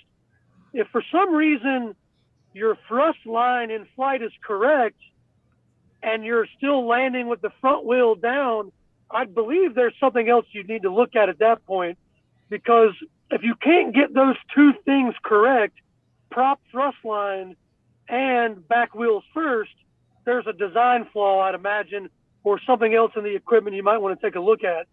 But ultimately, those are the two things that need to be correct to have proper flight and proper landing. I just wanted to say something about that flat landing. Yes. My Trike and my Paramotor are both MacFly, and they have a video about putting it together and everything. And they tell you how far forward to move your regular, just to move it for the Trike. And I fly with my motor, I mean, perpendicular. A lot of folks have it back just a little, but I set up real straight in my seat. And so that I got a result that I probably should have expected, which was a flat landing, because that's pretty much how I fly. A lot of folks like to be leaned back just a little, but I don't. And so I moved it what they said, and I took off pretty flat and landed pretty flat, which is how I launch. So I guess it worked just as exactly like they planned. Do you have to flare if you're going to come down flat like that? Do you have to flare a little bit more? Do you keep power on a little bit longer? How does that work if you come down flat? You're asking the wrong person. I got one flight. Okay. All I can tell you is I killed the motor and it wasn't any problem landing it. Okay. I just rolled a lot. Gotcha. You would think extra flare would help, but yeah. I don't know. Brook's muted. Your flare, the deeper you get into the flare, bringing the wing back towards parachutal should get you out of that flat phase and drop those back wheels down. So a lot of the times we'll land on trikes under power and we don't put a lot of flare in, and we kind of cruise in like a plane might do with just wheels down and kind of flat. But you can also really dig into the flare and drop the wing back and then get that front wheel up a lot more. So you have control over the angle at which you let that front wheel come down by digging more or less flare. So when I'm coming in on the ground, I can flare it to the point where I'm in a wheelie, and I can hold the flare with throttle and basically just ride a wheelie the whole time. But say, for instance, I came in with little to no flare and just pressure and throttle, I'd be landing much flatter because I wouldn't be bringing the wing back behind me. So you've got options with the Trike because you can manipulate the throttle, the flare, all together close to the ground. And you don't do that as much, at least I don't, with foot launch, because there can be more, more issues with that, basically, more consequences. Hank Lynch in the chat said, "What angle is a proper thrust line?" I'm looking for my prop to be completely, parallel to the ground line.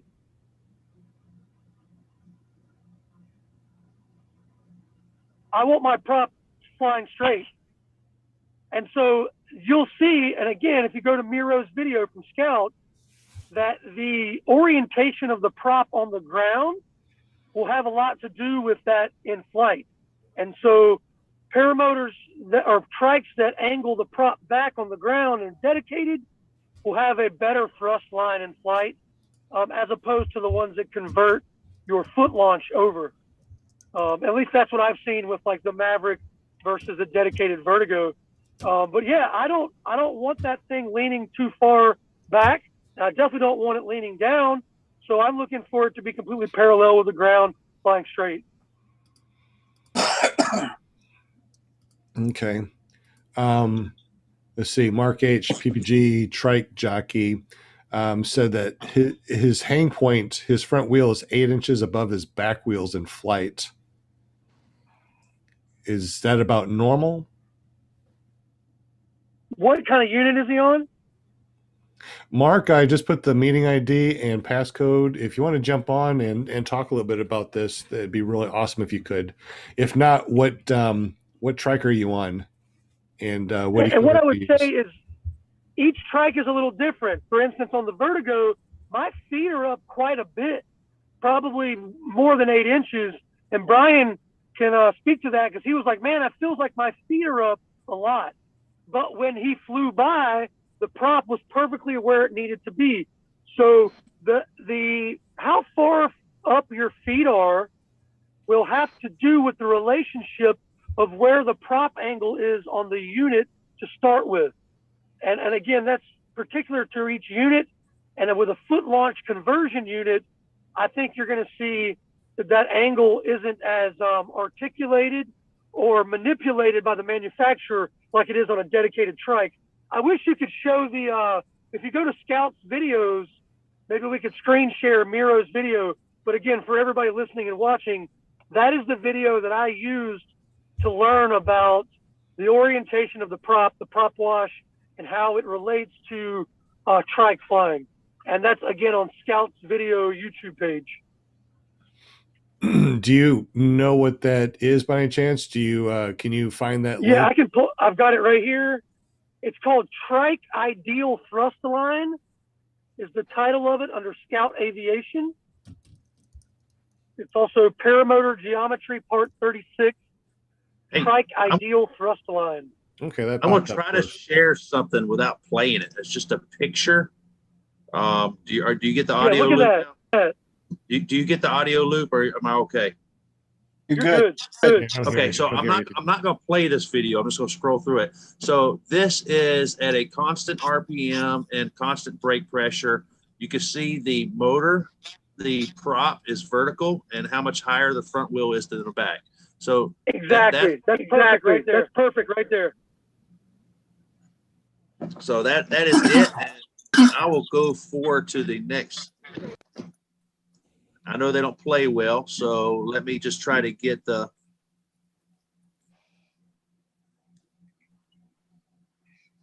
one more frame here. All right, so my wheels are touching down right there.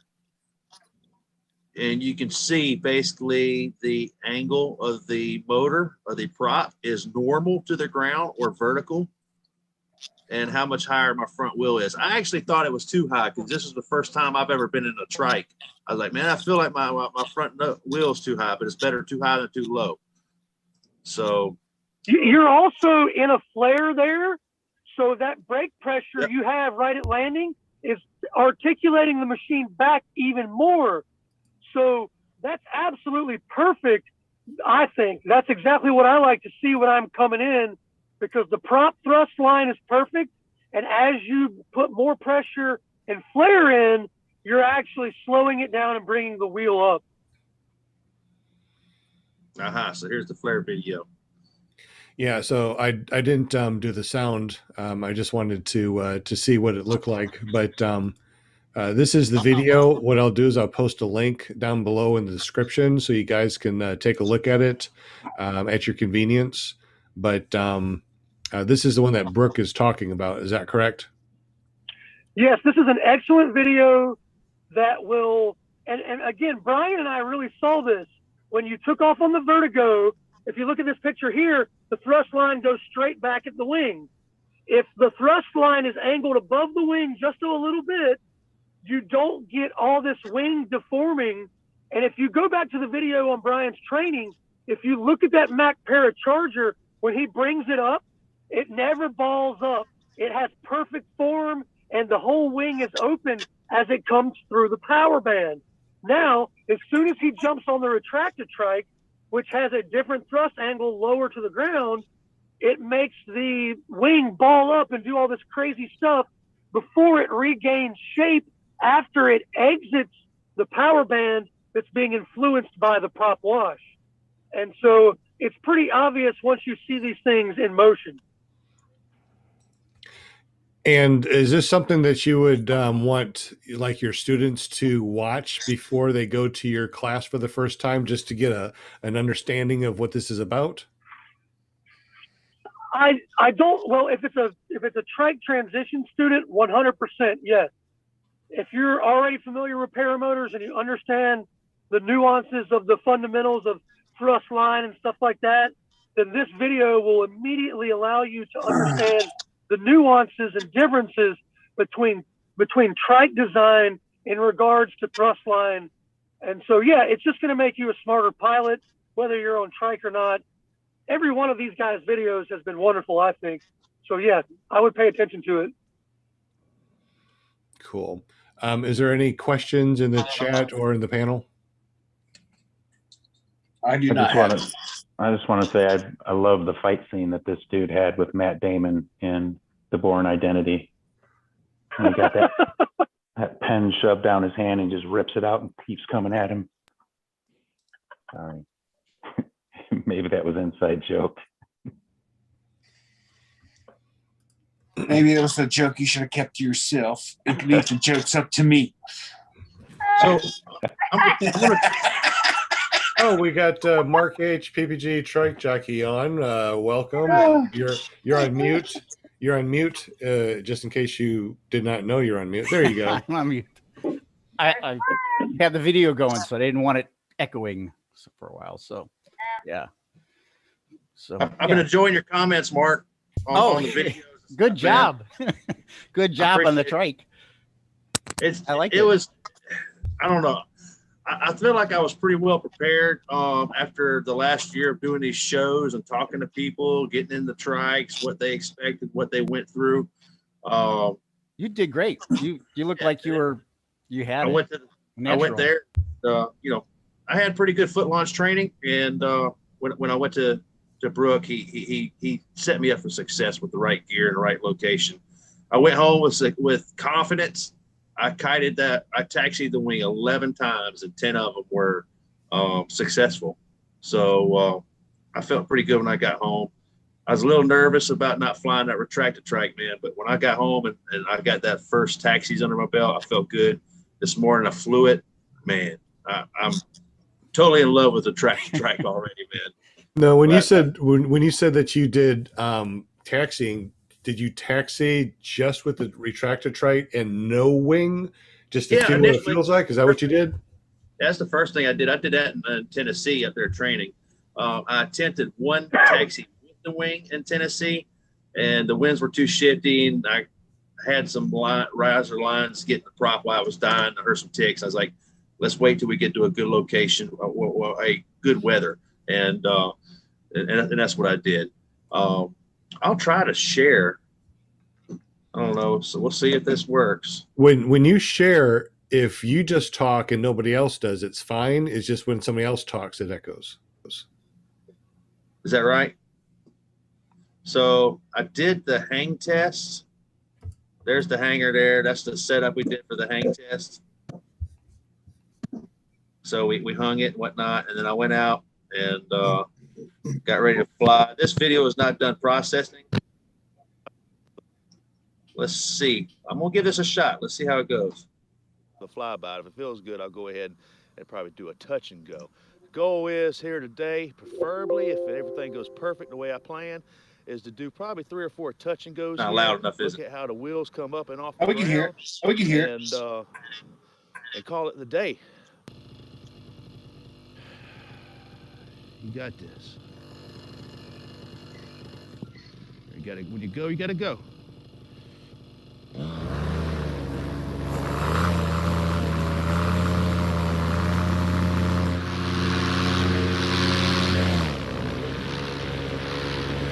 All right.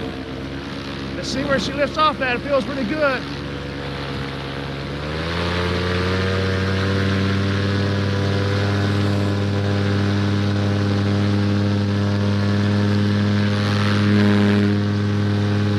Very first time flying a trike at home.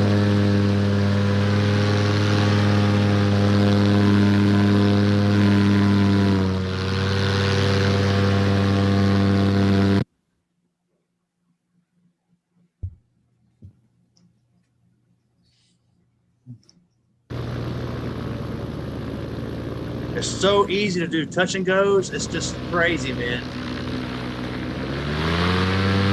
Got a little bit of an uphill on my runway in this trike, so you have to get a little bit more speed to go up the hill.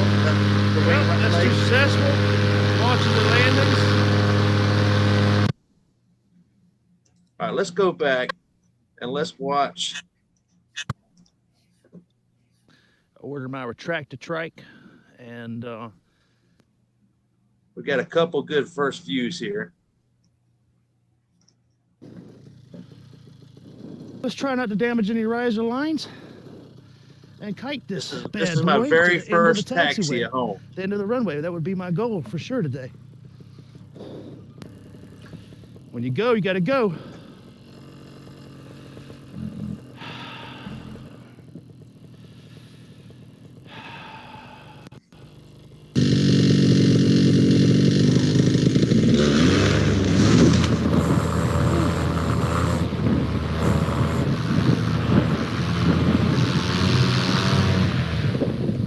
Look at that oscillation, man. Huge.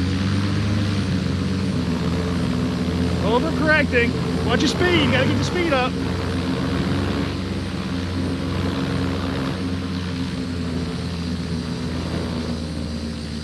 Anyway, not too much I take speed. it all the way to the end of the runway, and then I do it again.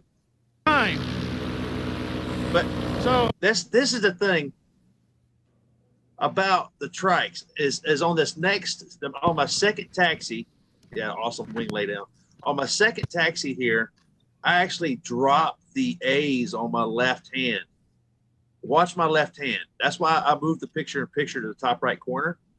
Watch my left hand. As soon as I gun it, I dropped the left A's, and then I just reach back there and grab them and go.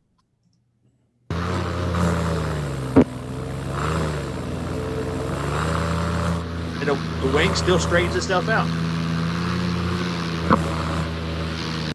Anyway, I can't hear anybody else talking, so I think maybe. No, we were quiet on purpose so it didn't echo.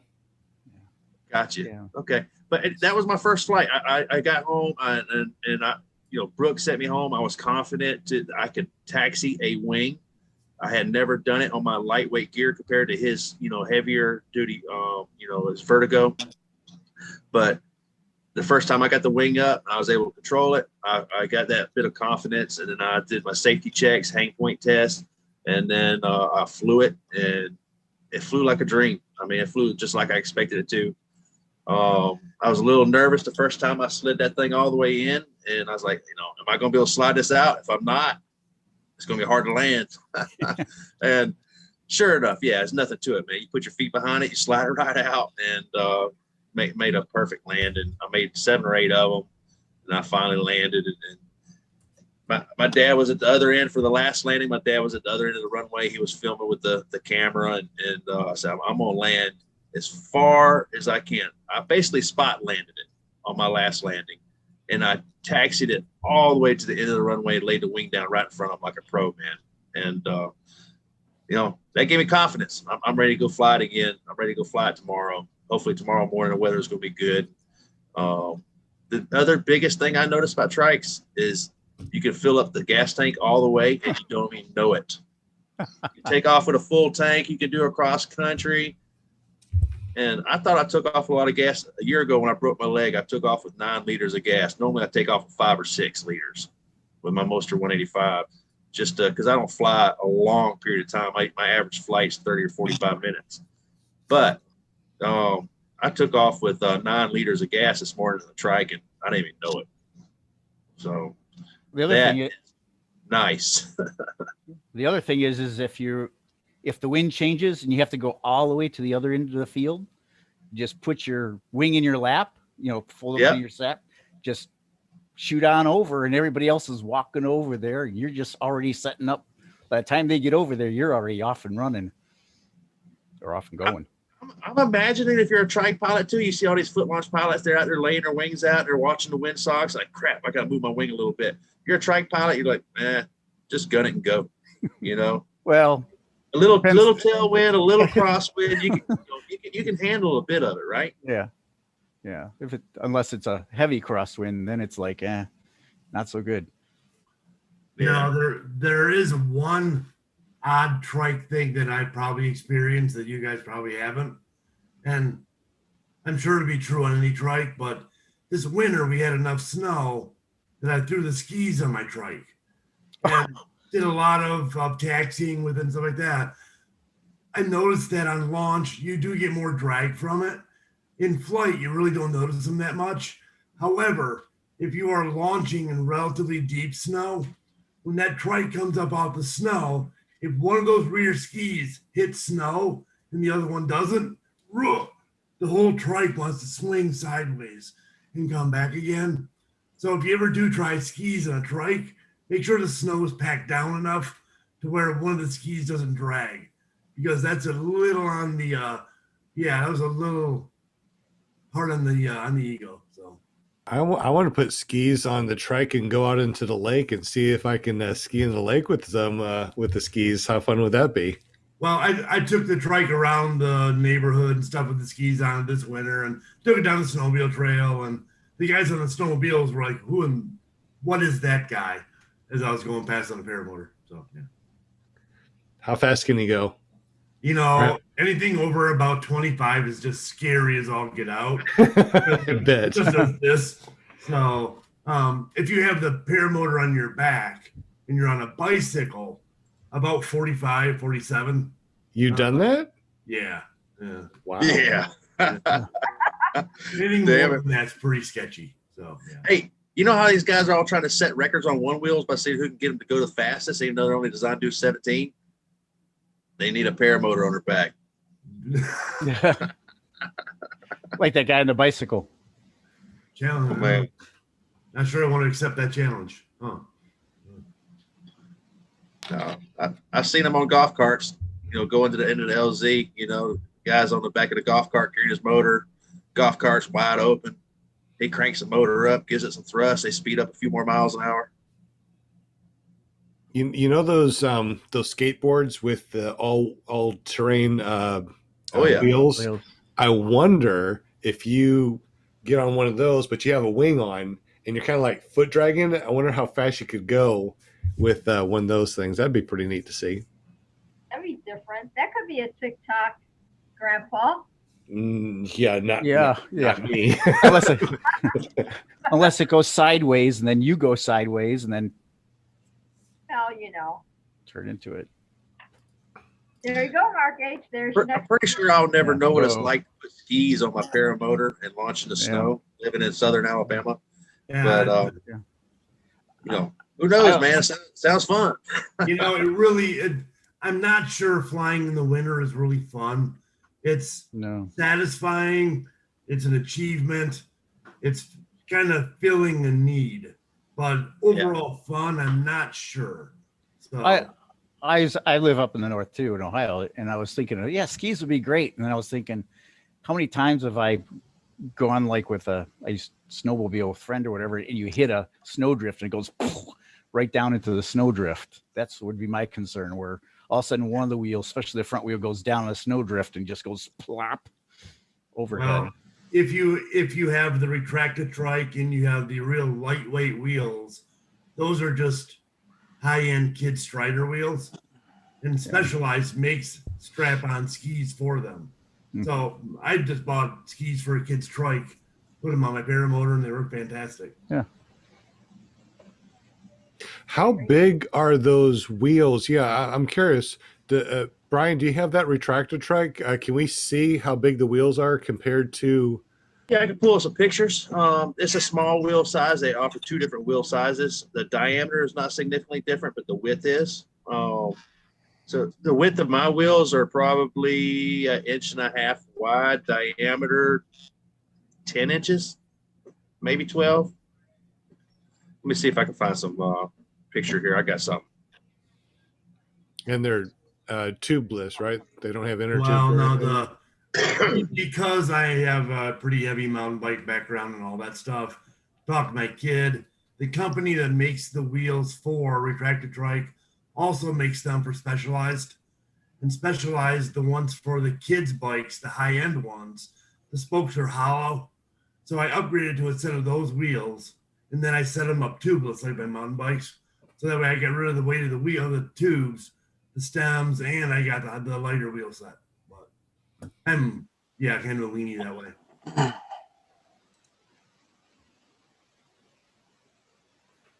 I'm looking for the retractor trike and wheels too. The wheels that I have I got you.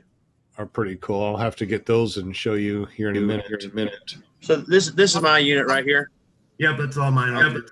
Too. So yeah, basically these are the wheels. These are the small wheels for the Parajet Maverick. There's a push button right here on the end of the wheel, and the wheel comes out of the axle with the push of a button, and then this axle comes out of this frame with the push of a button, so it breaks down into small pieces very easily. It's made to put your motor on and off in just a small period of time. Here, let's do this. All right, well, assembly is complete. I'm happy with the strap and the way it turned out. I've yet to sit in it, so that's the next step. I've rolled it around a little bit, see how it handles. It's not really right part tries to push through and then stab into the ground, so it's not really probably designed to be pushed as much as it is to be pulled around. Either way, super lightweight, got wheels, easy to pull around. So that's basically it. Check trying to see it if I out, can check find it out, where I ladies. show that strap a little bit better. I know I took some detailed video of it. All right, so here is the strap. All right. I'll just play this video here.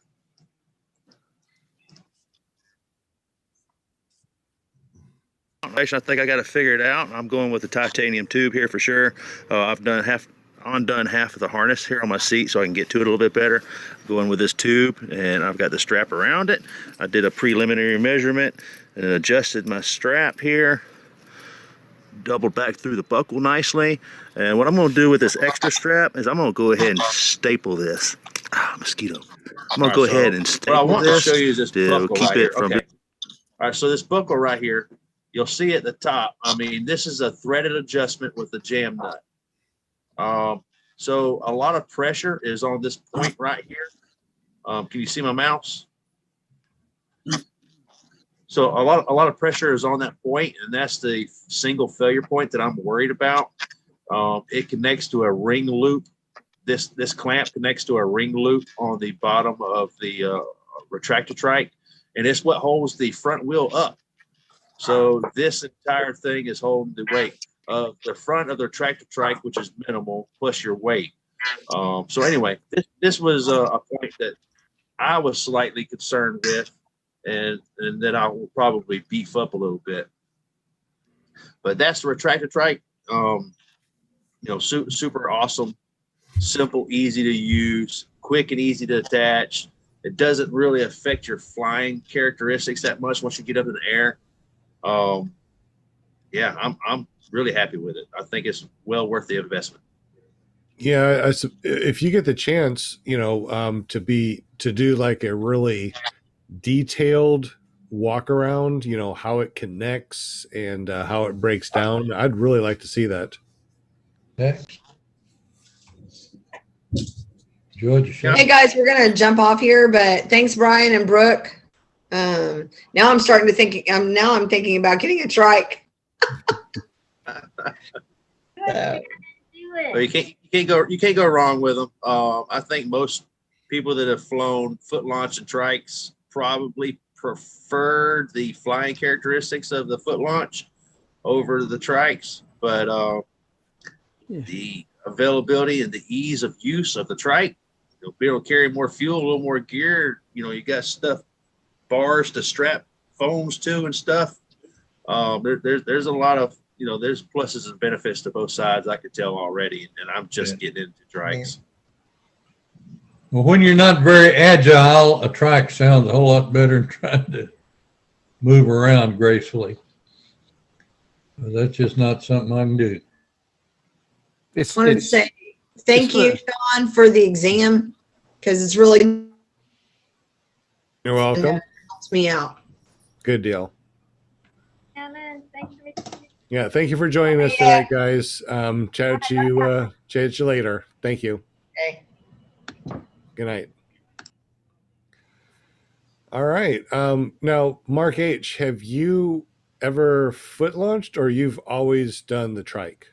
I kited, but I never foot launched. I did the trike from initial stage. I was thinking of foot launch. I probably could foot launch. I'm thinking about going back with my wife. is one of those things she doesn't like foot launch. She says all you have to do is break an ankle or break a leg. So she's basically, it's like you get to fly the trike, no foot launch. So it's like, oh, please, please, please. She's like, no. So I have a you know how we had that whole show about the supportive spouse. She's supported for me to fly the trike. She's wouldn't be supportive for me to do the wheel launch. I said, well, there's this great school down in Florida. There's Aviator. They have foot launch. She's like, no, just no.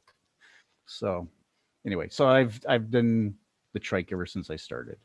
And then I went to get a PPG 2 rating for wheel launch at Midwest PPG.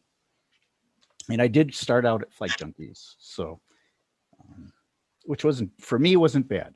I know David doesn't like it, others don't like it, but then for me, I already had some aviation background when I was in high school. I took a ground school course, a couple introductory pilot course, and have always interested in aviation. So weather and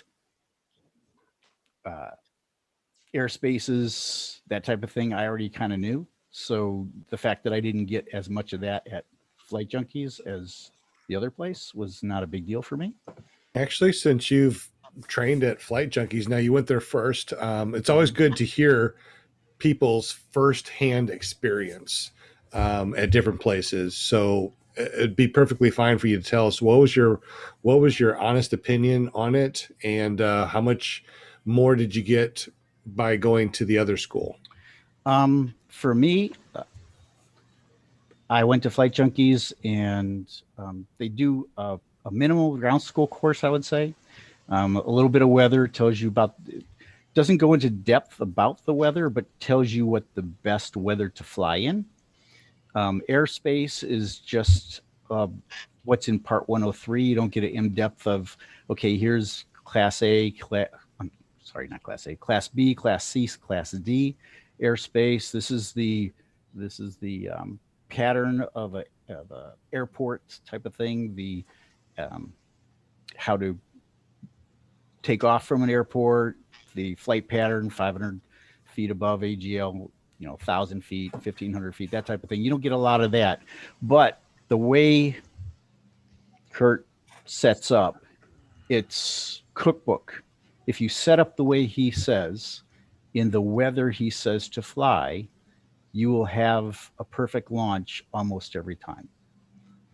So my launches were all perfect. The first few times he had me start up, I taxied probably for about 100 yards, 150 yards, and then watched the wing, and then it was a go, and go, and I took off and had no problems.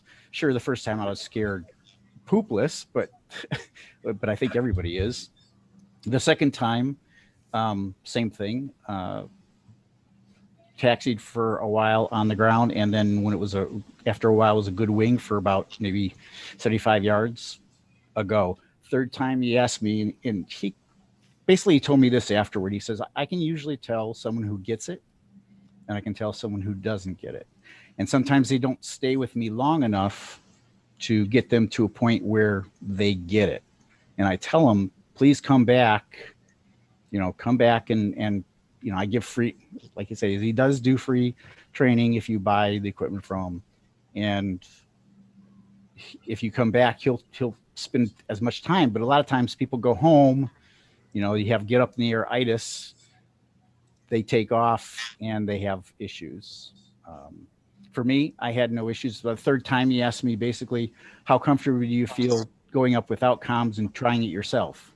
And I was fine. And so, like I said, it was perfect. It was a perfect takeoff and a perfect landing. And then I had a few more flights the successive days. And then I went back a couple weeks later just to fly from the field, and same thing, no problems. And you went to another school after that, though, right? Right. Which well, the reason why I went to the school is I wanted to see if I can get liability insurance.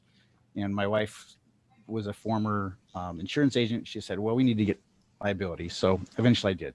And that's another story. But I went to Midwest PPG, and I got there. And part of the in order to do PPG2, you have to get a PPG1 and take the PPG1 foot launch test and do kiting. And so that evening, Dave Holcomb wanted to see what I could do. So we didn't turn on the engine, but he took a tow strap and put it on one of the golf carts and attached it to the front of my trike and pulled me across the field. And the wing came up and he wanted to see how well I taxied and could handle the wing, and took it up. And it was really good for me because I got to even more fine tune the kiting of the wing. You know, when it overshoots, pull down the brakes, put it back, comes back, lift up on the hands, goes right or left oscillations, you know, the whole braking drill. Did that quite like for an hour. And then I think it was the next evening, he wanted to see how I set up, and I set up exactly how Kurt had showed the cookbook. And Dave would said, yeah, that's perfectly fine. And then he said, well, let's see if how you take off. I took off just fine, flew around, landed just fine, came down. And at the end, he said, well, why are you here? And I said, well, for get wheel launch PPG, because you don't need any instruction, at least the flying part. I'm glad I took the ground school course over the week in terms of depth and weather. They go really into Matt Macy goes into the depth and the weather there. He's like a weather guru. Airspaces, airport etiquette, voice comms, how to do voice comms with it, and goes through all that. It's almost like a ground school course for, pilots. You've probably had it at other places, Aviator and that type of thing. And so over the course of that week, he said, basically, if you can come down, taxi. So what I would do is I would take off, fly, come down next to the runway, which was a airstrip strip next to the runway, and taxi next to the runway for 100, 200, 300 yards, and then take off again. He said he considered that a flight, because he said it takes more to taxi, more experience, more skill to taxi than it is just to come down, lay out your wing again, and take off again. So over the course of that week, I did 25 flights, and then the final flight was the morning of the Sunday at the end of the class, which was normally everybody goes up and heads for there's 3 towers that are like 1,200 feet high, about 5 miles away, and it's a little mini cross country. Go there, circle the towers, and then come back to the airport. And that was probably the best flight I've ever had. It was about 2,000 feet above the radio towers, and it was a nice, cool morning. It was foggy that morning. We were waiting for the fog to lift. The fog lifted. I was the first one to take off. All the foot launchers were laying out tarps for their wings. And so Matt basically said, hey, if you're ready to go, take off. And I was gone. And by the time I was coming back, I had gone the 5 miles and come back. So it was 10 miles round trip. I was coming back to the airport, and the foot launchers were just starting to take off because of the dew and the grass and everything. And then I just flew around low level flying through the cornfields and the tractor ruts in the cornfield, and then eventually came in, landed, and then that was it. And like I said, on the way out, Dave said, and I don't know if it's just to make me feel better or whatever, he just said, basically, you're one of the best wheel launchers I've ever had. So awesome. There you go. So awesome. So I think if you go to Flight Junkies, you're going to get up in the air. You may not get as depth training in the ground school area. And I think in the cases, it depends on the pilot, how coordinated you are, how self-aware you are, and whether the training takes. Like I said, he does. People do not like the way if you can get by the personality, he's not a bad guy. he does care about his students. I think he would be better if he were to be a little bit more structure in the ground school training. But his way of, if you follow the setup and follow the weather that he says to fly in for new students, you're probably going to be okay. And don't stare at his wife's boobs. Oh, what? That's our never trust a skinny chef Shane. He's our jokester. Speaking about jokester, do you have Oh, any my jokes? mic is on. Oh, my bad. Do you have any paramotor jokes? But like I said, it's a monster, Fresh Breeze monster. It's 313 cc's. It's basically a Hearth F-33, which has been around in aviation for quite a while in the ultralight arena. Hey, Go away. hey, your Dankies! Hey, your Dankies in here. Eric. Hola, cabeza, PPG.com is here. Hola. Hola. Hola. PPG foot launches here. Man, we got the a whole household full, and it's about 10 till. How long are you guys able to hang out here, Brooke and Brian? I've got to take off because I've got to be up at the farm to plant more in the morning. All right. Well, sounds good. Thank you very much for joining us. Give us a little bit of how we can get up with you, your .coms, and all that stuff before you go. Yeah, right now you can find me on Facebook at Brook Sheffield. You can find Red Pill Paramotor on Facebook. And right now, ppgpirate.com is how you can see some videos and stuff. And again, go over to Brian's channel and check out the great video he just did on training at Red Pill Paramotor. And you can find me here as many times as I can make it if I'm not flying. So happy to be here, and thanks for having me again as usual. Absolutely, Brooke. Thank you so much for joining us. Definitely appreciate you, man. Brook, man, appreciate everything, bro, for sure. Of course. I look forward to seeing your future students' success. All right. I appreciate that. Brooke, thank you for sending me that CBD stuff that I never got. Appreciate it. It was awesome stuff, by the way. Do you Still not waiting. have any? I have never got any. Can't you The tell? U.S. mail stole that stuff. Hey, I gotta order my stuff from Blue Moon, just so you know. Man. Well, it's hard to put cannabis products in the mail. I don't need anything. I don't need anything with THC. I just need the normal stuff. The normal CBD. Over the oil. counter stuff. Yes, you do, Shane. Yes, you do. I'm gonna get you some CBD condoms and a mouth plug.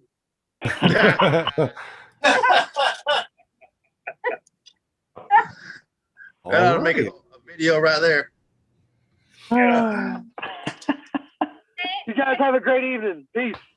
Peace peace out. out. Thank you so much. Bye. Shane, you see what's going on here at Brian Waller's house?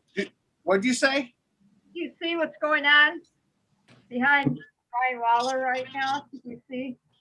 I've been paying attention to those unmentionables. I don't. That looks like Shayna to me. Aw, look at that. What a cute couple.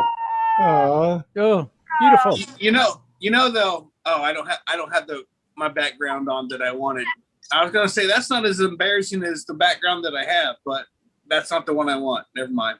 Oh. The one where I was getting drugged into the water. Oh. But you got to pull more left brake, man. You got to pull more left brake. Yeah. I hear ya. That's better, Shane. Yeah, I look good, don't I? Yep. Oh, there you go.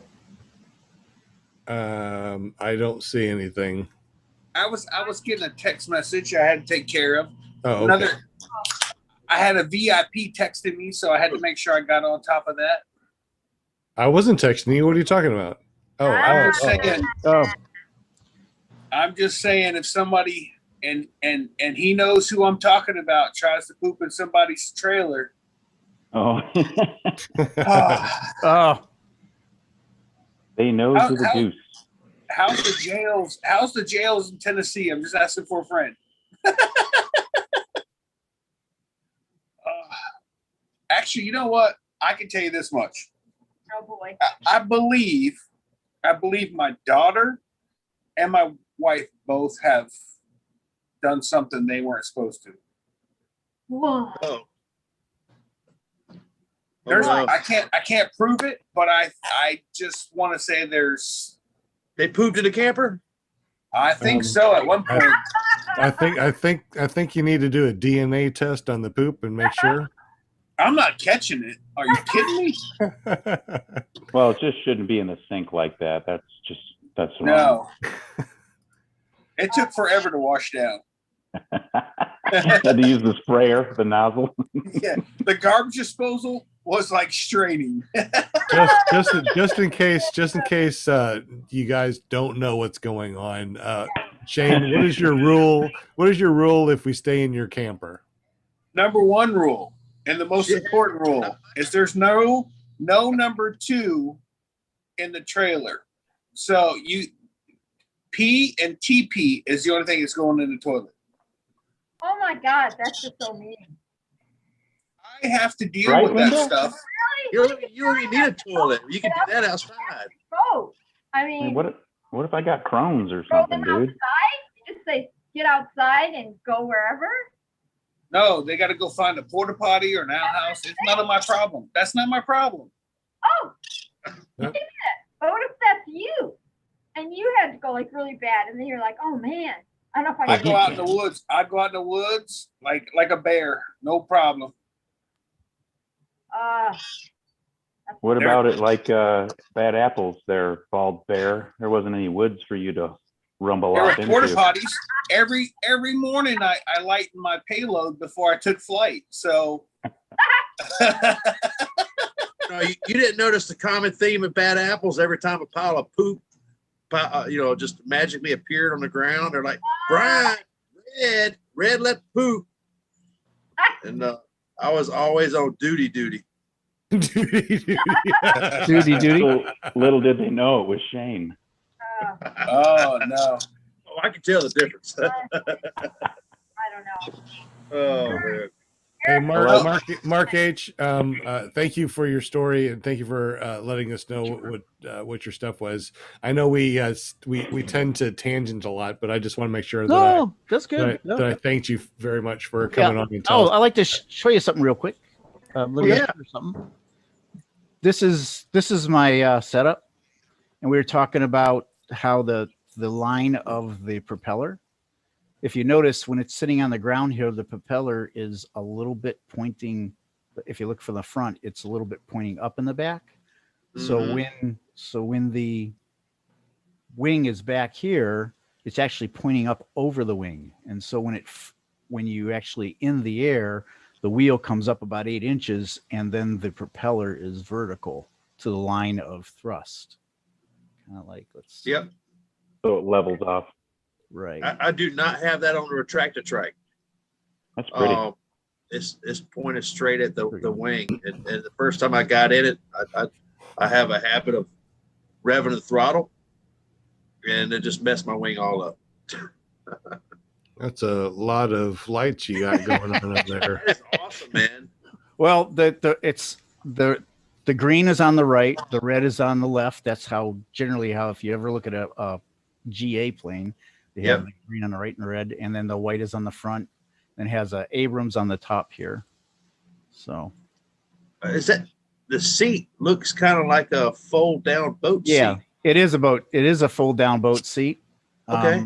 And the nice thing about it is back behind here is an ATV bag where it's big enough that I can actually stuff my stuff sack into it. So when I land, I can pull out the stuff sack and put away. And this is the Triox behind the scenes. I used to have a Power Atlas red one, which is a little bit small, but it was a little bit more dynamic. So, and then of course there's reserve.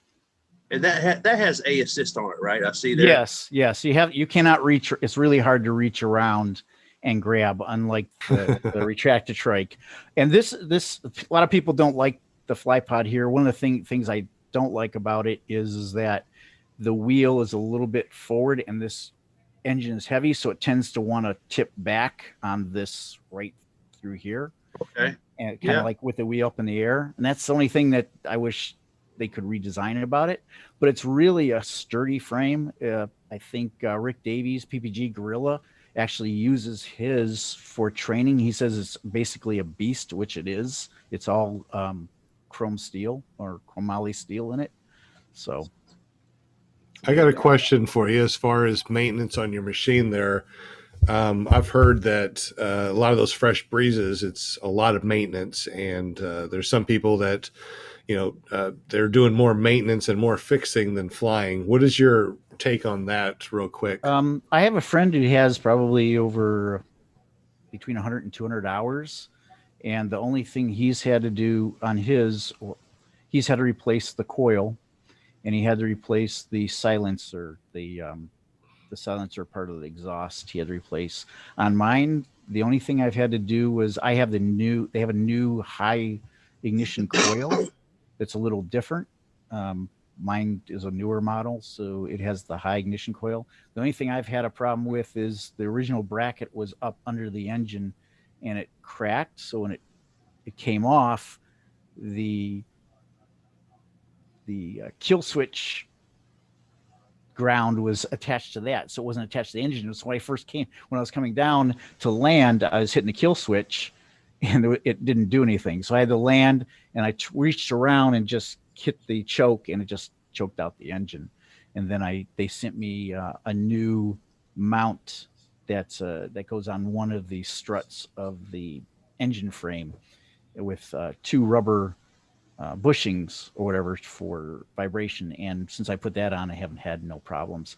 I've not had any issues at all with the Fresh Breeze engine at all so far, knock on wood, in terms of maintenance. Okay, because I had somebody ask me about Fresh Breezes today. I talked with them on the phone. So if they're listening, there you go. I asked somebody that actually had a trike from Fresh Breeze, and I hope that answered your question. So here we are at 9:02. Does everyone still want to hang out, or is everyone ready to go? Or I'm okay for another hour, unless you guys need to go. I'm good. I'm hanging tough. He's drinking beer now. Oh, that's the right He started stuff. drinking beer 2 hours ago. Yeah, dude. Actually, exactly 2 minutes shy of 2 hours, because I started at 8:04. That's a personal problem. Is Mrs. Simons gone is. tonight? Is what? Is Mrs. Simons gone tonight? No, she always yells at me at 10 o'clock, so I still got an hour before I get yelled at. Oh, okay. I got a That's question right. You're 10 o'clock. Look at all you guys. We got PP in the house. Getting a phone call. Your thing. I get a phone call at 10. Yeah, absolutely. That's right. What do you have there, your Yankees? Beer. Eric Lear, what's going on? You're awful quiet back there. Just sitting here listening. Oh, Jesus, it's still daylight out there. What are you, next to Walter? I know it's dark over here, dude. Have noise. Hello.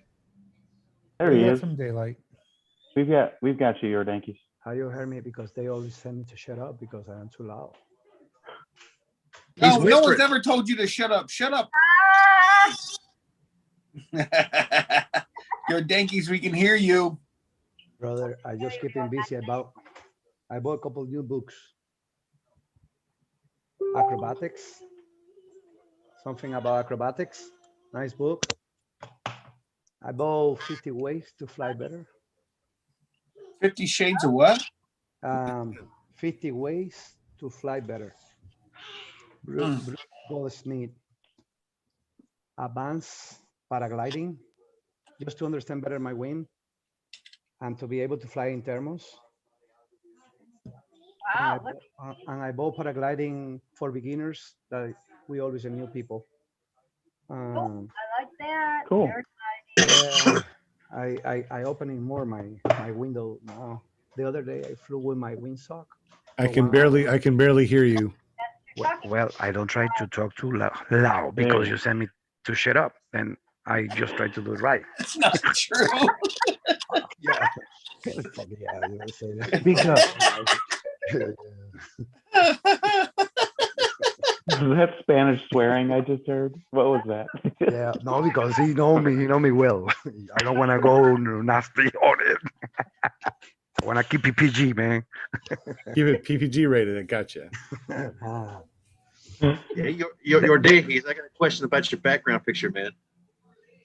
Oh, Your yeah. background picture. Oh, yeah. The dude over your right ear, he looks like he's pretty high. And he's already got his legs out for landing. No, they was high. He was doing like spiral and wing overs. That's Andy. Andy, and the other one is I don't remember who is the other one. This one in the BGD is Andy. Okay. And the other one, I don't remember who is. I think so. The other one is how this guy that did a record from California to the East Coast. I know you're talking. Harley. Yeah. Harley. Harley, Yeah, that was a picture I took in Homestead General Airport in South Florida, Miami. Yeah. It just made me think of something. The guy on the right looks like he's legs out, ready to land, and the guy on the left is in the seat. Actually, that guy, he was doing wing overs. After he did that, he come in and he do a pass over me, just so close to the ground. Yeah, Andy, he just do a lot of spirals and he coming down. Then after going up, doing wing overs. Yeah. Maybe he's out of the seat just in case. Well, I'm kind of afraid of heights, man. And somebody gave me this challenge, and I'm having a hard time with it. I've come out of my seat at 50 feet, 100 feet for landing, no problem. And the challenge was go to 2,000 feet, come out of your seat. I'm like, man, I don't know. I mean, do you check your leg straps and make sure they're good tight? I don't know. I mean, at 2,000 feet, it's the same I thing. always Just pretend it's 50. Before I take off, I always check my leg strap twice or 3 times.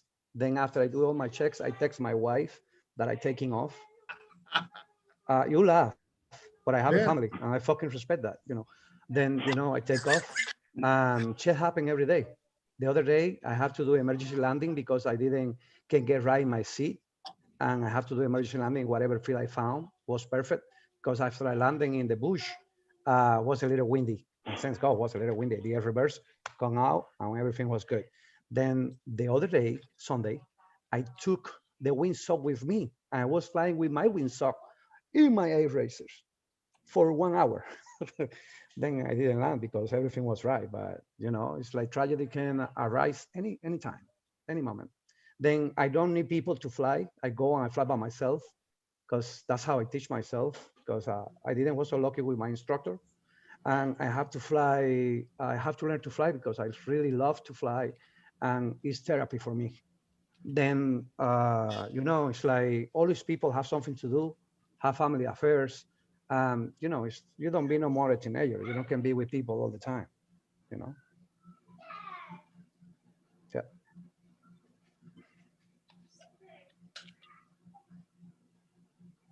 Hey, you guys don't.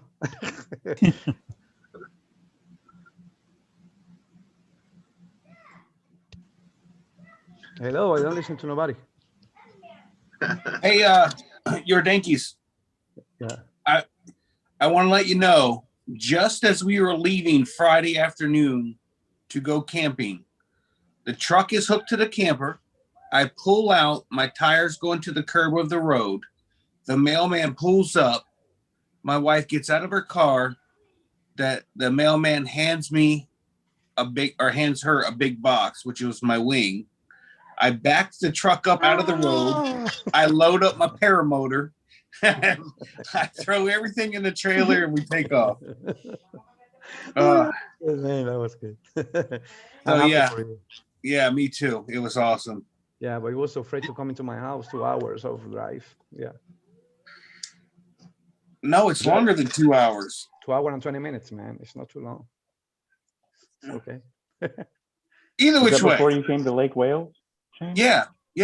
I literally was heading to see you. And when you told me that you weren't flying because of your your injured leg, Sorry. It's the right leg. Actually, the left leg. I was like, well, if I had my motor, I'd fly. Now, if you were flying, Dave, I had no intentions at all bringing my wing or my motor. I was literally going to go there to watch you fly. And then you said you were hurt. I was like, oh, man, I really wish I had my wing so I could fly. And then I got my wing, and you still weren't flying. So I got to watch you fly, though. Yeah, sorry about that. Right. Everybody I'll was take like, it. everybody's like, things not to do. Watch Shane take off. So Shane, did you get a new wing or did you get your old wing back from Czech? I got to inspect. I got my old wing back, which, by the way, I had the brake shortened by 2 inches. The very first time I took flight, did not like it. I literally flew 10 minutes and was scared to death. And then I landed over where DP was, and I was like, well, I'm not walking my gear all the way across the runway. You know where they all practice or train, Stonehenge. the Stonehenge. And I was like, dude, I'm not walking all the way back there. So I was like, I'll just fly back over and land. When I took off and was flying, I was like, everything feels okay. It's just, I don't know if it was something that was just weird because it was new or there was something actually wrong. So on my second flight and I landed, I was like, man, that didn't feel bad at all. Like everything felt okay. It was less barely any input seemed to be dramatic, but I don't know if that was just because it was new to me or What did you feel when you was flying? What did you feel when you was flying? She was trying to pitch like with little thermos or something? No, it felt like the brakes were already like there was pressure on the brakes. But that was the first time. The second time I flew, I didn't really feel that. I just felt that any kind of little bit of input was like before when I'm flying, I had to pull this much to get it to turn. Now I pulled this much and it was turning. And I was like, wait a minute. So I don't know if it was just like, when you redo your brakes on your car and then you pump the brakes and they're different. So the first time you drive, you may smash the brakes a little harder because you're used to hitting them harder, but now they're more sensitive. So I don't know if it was like that kind of, input. I haven't flown it since. I have not flown since. And I just kind of want to, well, the weather right now isn't great. I did bring my wing over and my gear over to the West Coast this past weekend, but winds were not good. And I'm just waiting. I want to get up there and try it again and see if everything feels better or feels, safe. And if so, then I'll leave it like it is. If it doesn't, then I'll let an inch out of the 2 inches that were brought in and go from there. I would think that depending on your wing, 2 inches less in your brake lines could possibly just make a pretty dramatic difference from what you're used to. Yeah, it's definitely not the same. Like there is a difference. So, but I did notice when that first 10-minute flight, I did do a little bit of wing overs, and it was so intense. Like I know when I'm going into it that I want to pull harder. This I barely pulled, and I was like, holy crap, I'm really into this. And without any real input. So I don't know. We'll just have to see. I will. What happened is like when they coming out of factory, I mean like regular wing on original way, they have a little bit of trouble to get the pressure. They have a little bit of trouble to get the pressure. Then after you hit the pressure is when you're beginning to do it. Right. Then what people do is like they always taking away 1 inch or 2 inches just to feel, not to get the curve in the back. You need to let, when the wing is flying, like your brakes in the back, they have a curve.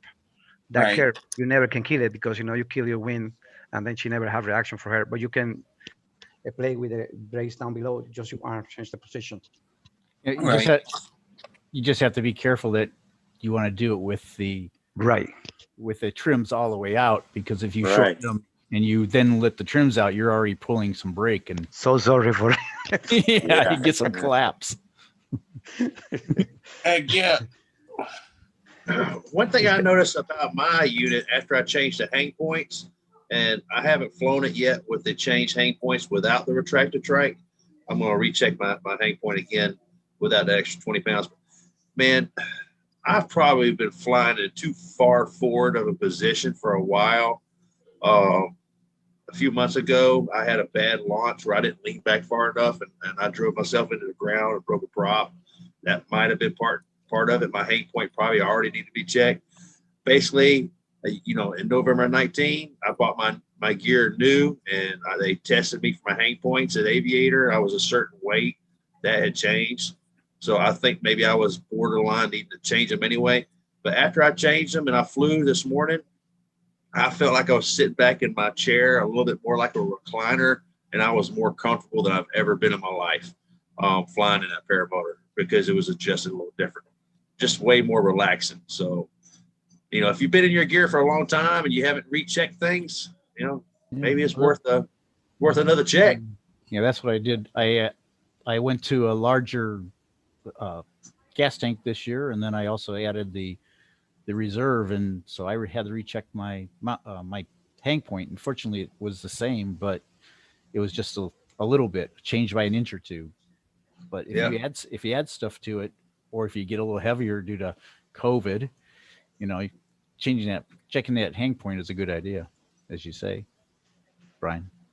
Yeah, absolutely. I'm just curious how when I take the retractor trike off and recheck the hang points, if it's going to be still acceptable before I fly it. I assume it will be. The idea behind adding the retractor trike is you don't have to change your hang points to take it on and off. So I was probably borderline needing to check it anyway. But if you're not feeling like you're sitting back in your seat a little bit and you're comfortable, if you feel like you're halfway falling out of your seat and you're flying, something's not probably adjusted quite right.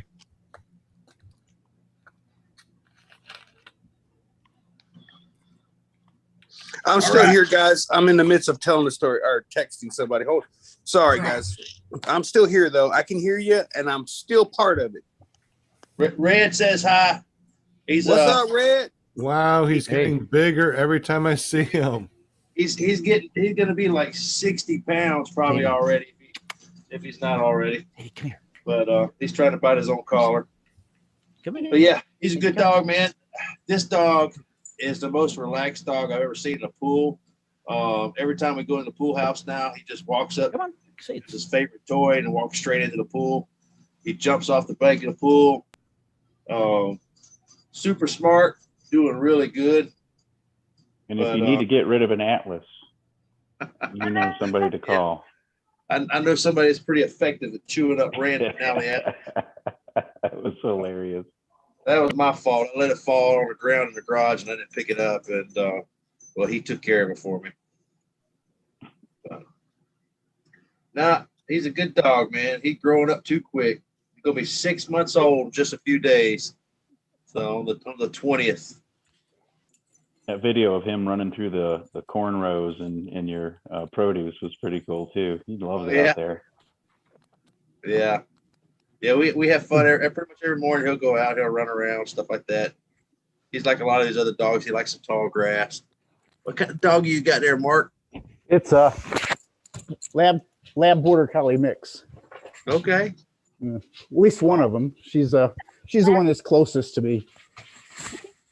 She thinks she's a lap dog, so she likes to get comfortable. Oh yeah. Kind of like Red there. Yeah. Well, it started out initially he was almost small enough to be a lap dog, but they grow out of that pretty quick. Oh yeah, she's about 65 pounds, so it's a heavy weight on the lap. Oop, there we go. Yeah, all dogs think that they're 2 pounds and can jump on your lap. Mm-hmm. I had when we first got married, we had a small poodle. It was actually a schnauzer. It was about 8 pounds. And I took it to the vet, and it was a puppy. And so it was only about 4 pounds. It was a miniature. And a big St. Bernard walked in. The thing started barking at St. Bernard like, hey, get out of my area. This is mine. St. Bernard turned around, look at it like, hey, it's lunch. What are you talking about? Leave me alone.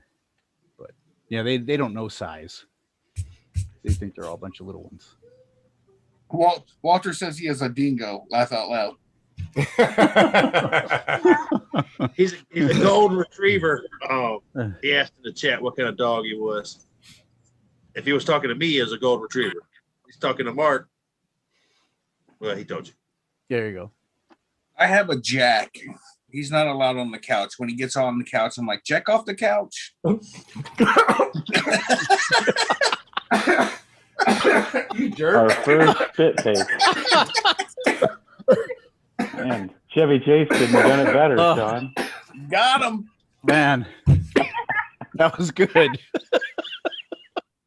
Dude, perfect. Dude, that was like lucky catch. What happened to Sean? Shane killed him. Shane. Yeah, really. Oh, that was. He's gonna need CPR. Yeah. You cannot time it any better. I was going for a drink as soon as he said that and it went out my nose. I'm like, I can't breathe. Dude. Josh Perry said he realized at Bad Apples that he hates exercising, riding the bike, so he ordered an e-scooter. Currently waiting 4 weeks for them to ship it.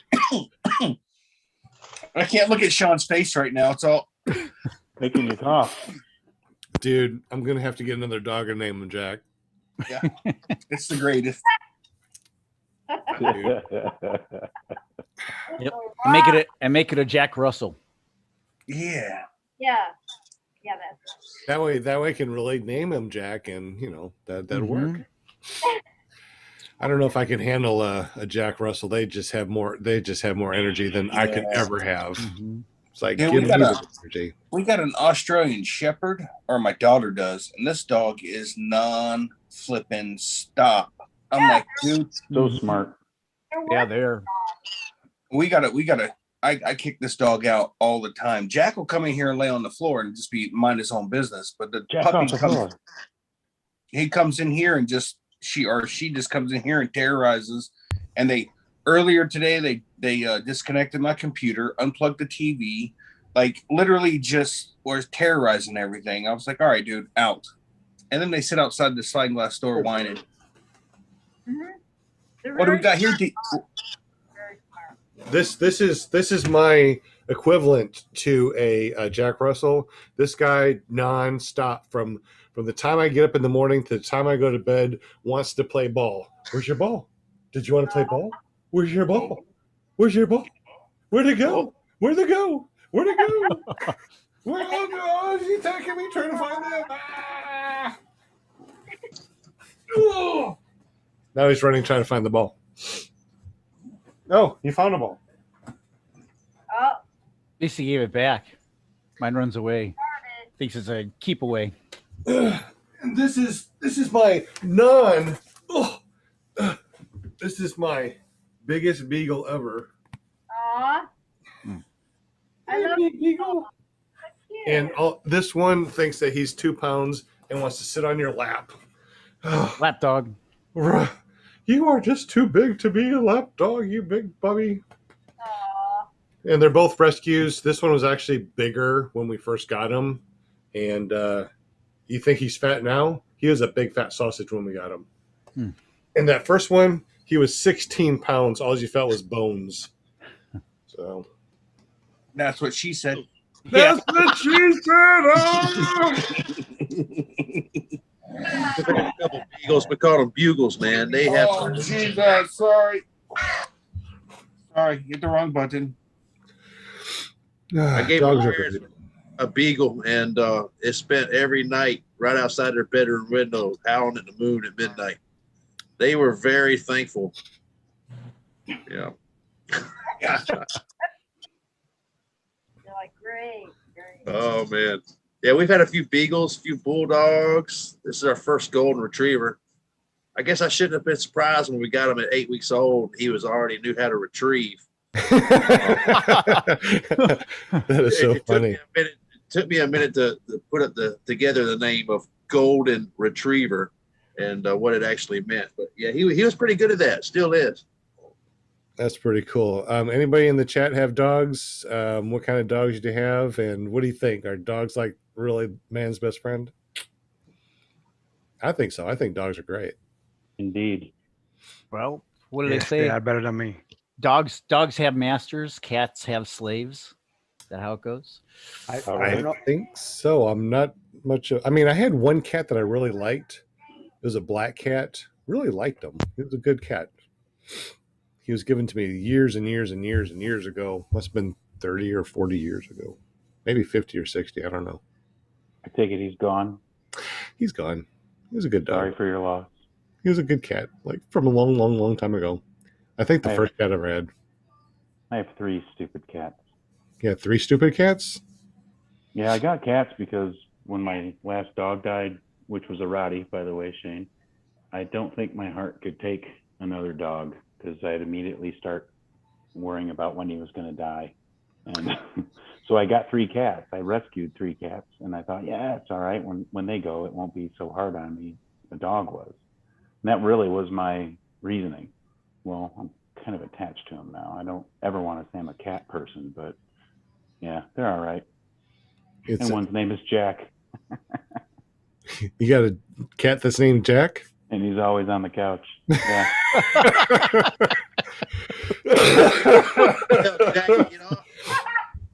Oh my goodness gracious. That could be Hey, like dogs are awesome, man. They don't live as long as us, so loss is something we have to deal with. But man, the heartbreak of losing the ones I've loved, I wouldn't trade having them for anything, man. I agree. This one right here behind me, man. I've put so many videos together into a folder, and I just can't bring myself to get through processing a video yet of like in loving memory of Major, man. It's tough, you know, but you know, there's a lot of good dogs out there, man, and we got Red now, and Major would be happy that I'm happy. So yeah, I know. It's crazy. Still My can't do family it. I had to let my dogs go, you know, when I moved out of state. And okay, this is really bizarre, but on Friday I get this text, right, and it says, "Oh, hey, I have your dog got out. He's in my yard right now. I've got him in the house." Well, what had happened was the tags that are on my little dog, Chuck, the tags were still in my name. So when she called Humane Society, you know, they found me. And yeah, the dog got in this lady's yard. And I was like, I don't have the dog anymore. And at first I'm like, who is this person? And then the next day she sent me a picture of him. And I was like, oh my God, okay, this is in Phoenix. Okay. And I'm like, that's my Chuck. So he got out of the lady's yard that, you know, he found his new home with this lady or whatever. So make a long story short, I was looking back in some texts that my ex sent me, and that the lady, she sent pictures to him that Chunks was doing okay. And I found a phone number of this lady, you know, phone number on the picture with Chunks.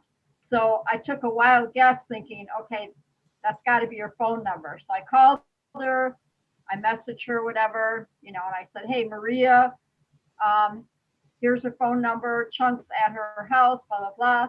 And the next thing I got a text and it said, oh, thank you so much. I got my dog back. He's very much loved and everything. And so it all worked out. But how bizarre is that? I'm in another state and I still get a text. This is, I got your dog here.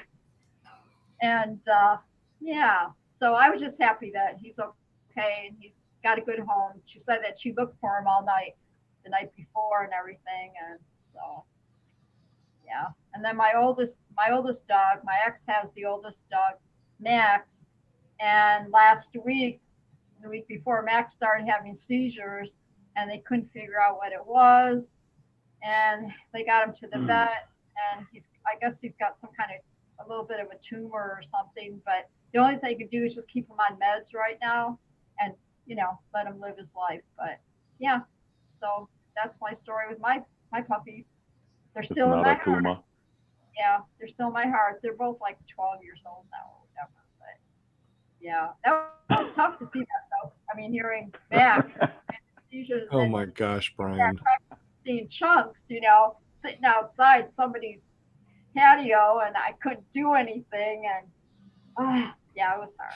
So. This is why I keep the live stream or the chat reviewable even when our live stream is done, because you guys got to see what Brian put in the chat. That's, did you see that? Yeah. Yeah. It's like, uh-huh. Oh man, there's one good sign that I'm awake in the morning. Every morning. Red hightails it out of your bedroom, huh? Sometimes I do too. Oh my gosh. My dad used to say it was always the dog. Oh yeah, that's the go-to. Yeah, especially when you're dating. Yeah. Damn dog. Damn dog. Oh God. I always like to saying, people say that dogs don't go to heaven. Well, if dogs don't go to heaven, if they go somewhere else, I want to go there because that surely is heaven. So that's how I feel. That's right. Agree. Absolutely agree. 100% agree. Yeah. We got off the topic a little bit from paramotors, but I tell you what, dogs are just as awesome as paramotors, I think. And even these dogs I got for free, but they're the most expensive dogs I've ever had in my life. Going to the vet, and buying them things and goodies and treats, and we found some really good clothes, different types of clothes for them for during the winter time, because it gets cold over here. No, it doesn't, but it's cute. It's cute to have them in little sweaters and things. So I can't believe the outfits they have for these little dogs. I went to PetSmart with my mom because my mom's got her German Shepherd, so we went to PetSmart, and yeah, I'm standing there in line, and yeah, they have all these little dresses, dogs. jean jackets, and yeah, they're little shoes. I know. Hey, Sean, I have a question about moonshiners real quick. Yeah. Not to get off subject here, but No, it's good. Let's change it back to paramotors. no, I have a question. They have bathrooms and showers there, or did they just have bathrooms? I think I heard this. I think I remember them saying bathrooms and showers. And there's water there. There's no power. But that could have been bad apples that I was thinking about. I don't know. But we did a whole podcast on moonshiners. It was a moonshiners Q&A. I tell you what we could do is I can repost that on my YouTube, and that way we know what's going on, I guess. Yeah, no, do that, because I need to. I'm really trying to avoid pulling my big camper 10 hours one way, and if I can pull my cargo or my paratrailer, then I want to do that. But I'm bringing the wife, and she's very insistent on knowing if there's bathrooms there and showers, because the paratrailer has neither one of those. That'd be me. I'd be like, I need my bathroom. I need showers. Okay, so what I'll do is I'll just go ahead and re-upload it. I got it here on the desktop because I was going to do that anyway. So Moonshiners Q&A, dropping it in right now, and I'm uploading it. So it should be available sometime tomorrow, I guess. That'll work for me. So cool. There we go. Mark Elroy just said he ordered a new generator. I want to know what generator he went with. Now post that in the chat for me, please, sir. He probably just heard you. That's what I mean. In the chat, he can, in 30 seconds, he can tell me. I know he went with that stupid Honda and paid all the extra money for it, but he could have got a 38 or a 3500 Predator from Harbor Freight and saved himself $2,000. And then just run over it right before the warranty runs out and you get a new one? Exactly. That's what I'm doing. It's a 27-month warranty on a 26 month. That joker, it don't even have to have anything wrong with it. I'm just going to drain the oil and the gas out of it and say, hey, it ain't working. Well, if we have limited or if we have access to water, I'll have my camper. There'll be showers available. You might have to take them in the outdoor shower with your swimming suit on, but only got so much room in a gray water tank. Yeah, no, we have the redneck hot tub or the redneck hot shower. From Flight if you got it. The yellow one? From Bale. But my wife is not jumping in that. No. Not again. For y'all that want to see that, you can go back to my Flight if you got it video, where I met Shane for the first time, and he gave me a very nice walkthrough tour of his redneck shower. I call it that. I don't know. Yeah. What is a redneck shower?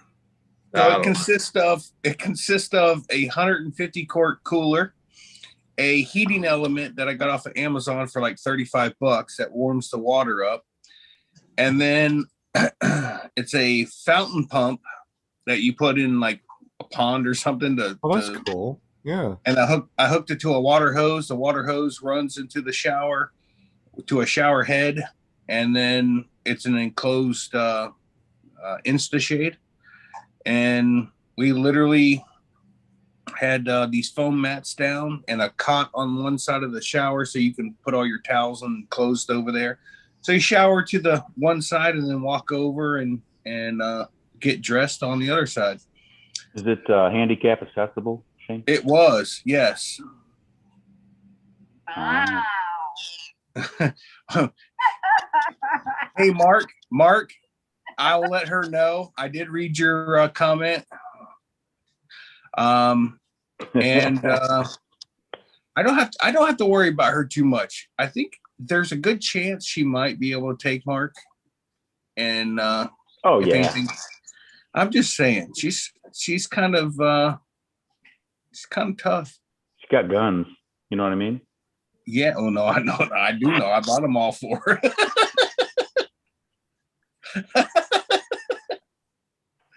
Oh my goodness. All right, so there is water. That's good. I'm like I said, I'm trying to avoid pulling my 33-foot trailer freaking 10 hours. It's just a pain in the aspirin.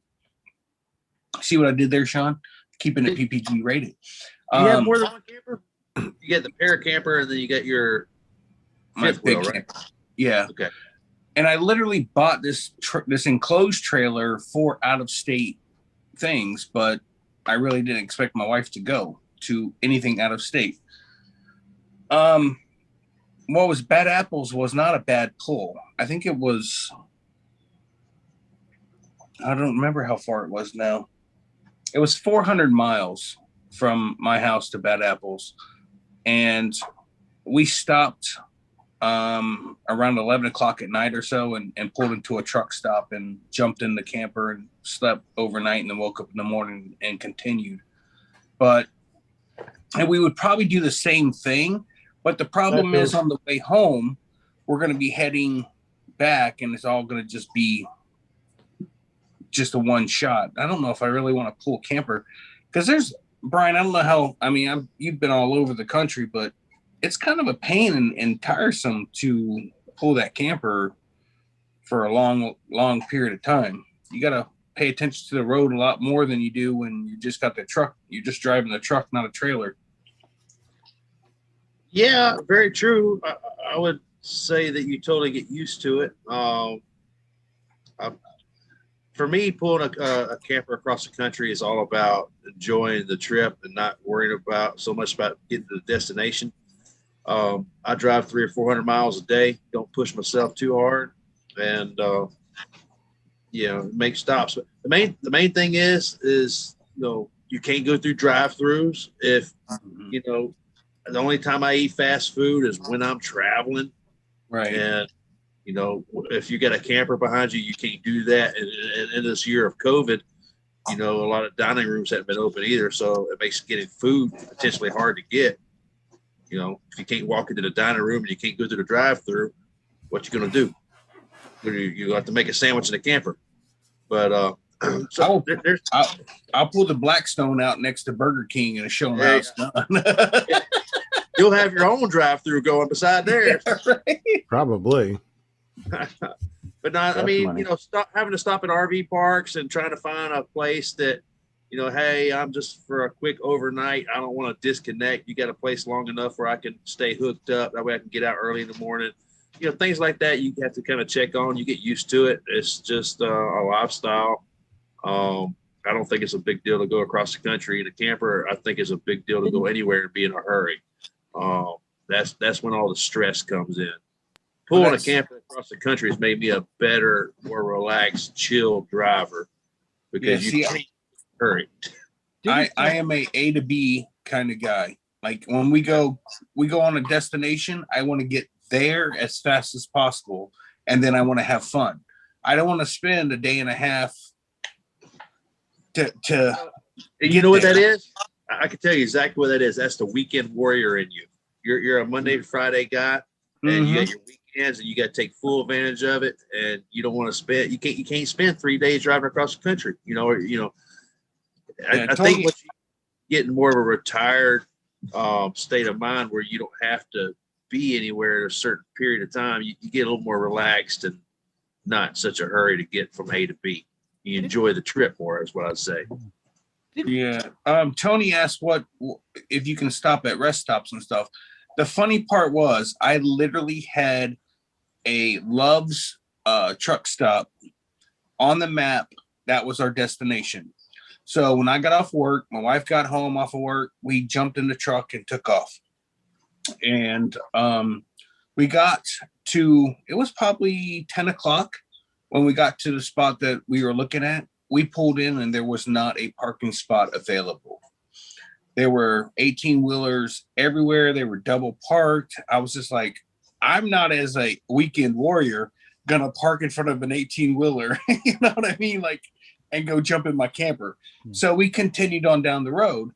And I think we ended up getting another, it wasn't until about 11:30 or 12 o'clock, we found another either Love's or Pilot or something. And I pulled into the truck stop and I found an open spot. And you got all these professional drivers. And I see a parking spot, and you know, truck stops, their parking spots or their parking spaces are very tight. Kudos to all those who drive 18-wheelers. My uncle's a lifer. He's been driving 18-wheelers his whole life. And I was just like, oh, that's tight. My wife's like, do you want me to get out and back you up? I was like, hell no. These guys will all be sitting in here making fun of me. And I'm telling you right now, I backed that trailer right up into the spot. And I was just like, personally, inside myself, I was like, yeah, you're the man. I was hyping myself all up. And my wife's like, all right, so are we going to start the generator? Because I had a generator back in my truck. And I was like, man, I got to go find the stupid extension cord for the camper. And I was like, let's just see what it's like in the camper. And we got in there. It was a little warm. Couldn't open the windows because the truck our 18-wheelers had their generators going. It was kind of loud. And I was like, I'll turn the exhaust fan on and I'll open a window. You know, just crack a window and try to get some cross breeze going. And we woke up and it was like 60 degrees in the camper in the morning. Ooh. We were both like covered up, hugging on each other. And I was like, man, it got cold in here. She's like, yeah, I finally fell asleep when I cooled down. I was just like, yeah. Then we woke up, took out of there. And because we got up early, I had to spoil the wife, let her go get a cup of coffee because apparently she's got to have that. And Brian, all I wanted to do was go. And yeah, we got to Bad Apples and good. I think it was only like an hour drive that morning, so it wasn't bad. But yeah, I'm an A to B driver, dude. I got to get there. Like when we go to Ohio to hunt, or even to Dave Purden's, it's an all-nighter. I work all day long and then we drive until we get there. There's no pulling over, resting. I just got to go. I've Did you- always been that way. Did you guys ever? Did you ever guys park in a Walmart parking lot? Used to be they allowed campers in the parking lot. I know the one near me. It's only about a couple miles away. I used to see campers and even 18-wheelers in there all the time at night. Yeah, there's a Walmart not far from my house, and there's no overnight camping signs signs everywhere. And I still see one or two campers every now and then overnight parking. I would hate to freaking have it 2-3 o'clock in the morning and have a sheriff's department knock on my door and tell me I have to leave. Yeah. So, and on that trip to Bad Apples, we stopped and hit 3 or 4 rest stops as well. The rest stops were completely backed up. The 18-wheelers were on the exit ramp out of the rest stop out on the interstate. And I was like, dude, there's nowhere to park in here. And I was like, all right. So we just kept going. And every time I seen a gas station that had, truck stops available or whatever, we pulled in and they were all full. I don't know why, but every place we went was full. And I got to the point where I was like, holy crap, I don't know if we're going to have to just drive. Like, we're just going to have to power through it. And, well, I did find a spot. I was thankful because I was getting tired. And could you not park like at a Walmart parking lot? First time, well, like I was saying, the problem with that is if 2-3 o'clock in the morning, the sheriff's department comes and says, "Hey, you got to move." Now, Well, not Walmart. Walmart. Oh, yeah. Walmart doesn't do that. They're not. Well, the whole Sam, the creator of Walmart, actually built it on the design of having people that were traveling stop at Walmarts and stay the night. Right. But my Walmart and so many other Walmarts have signs that say no overnight camping or campers or whatever. So my biggest concern is that in the middle of the night, someone's going to knock on my door and tell me to leave. Now I'm even more tired and exhausted, and I got to drive to find somewhere else to stay.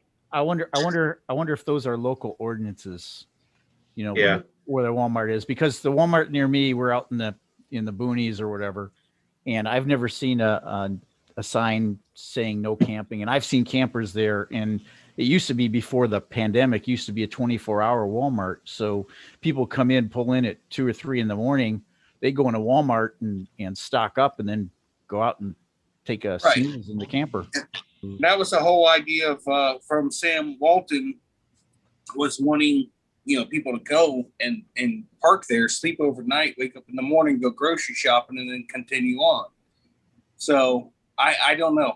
I've seen it so many times where people were asked to leave. I watched a lot of YouTube camping videos and stuff, and there's people like, I'll never even try to park at a Walmart because I've been run out several times. And really, I've never. Yeah, heard of that. I'm not willing. Like I said, I'm not willing to take the chance of having to get up in the middle of the night and go try to find somewhere where I'm half asleep. Right. I got quite a bit of money that I'm pulling and driving, and I can't replace that. So for my me, it's just, suggestion on that, I mean, Walmart's all over the place. I've been around the country. You go to some of these high-end mountain towns in like Colorado, and there's definitely no parking overnight. If they have the signs, obey it. If they don't have the signs, go inside, buy a pack of bubble gum, say hi to the manager, say, I'm going to park here overnight.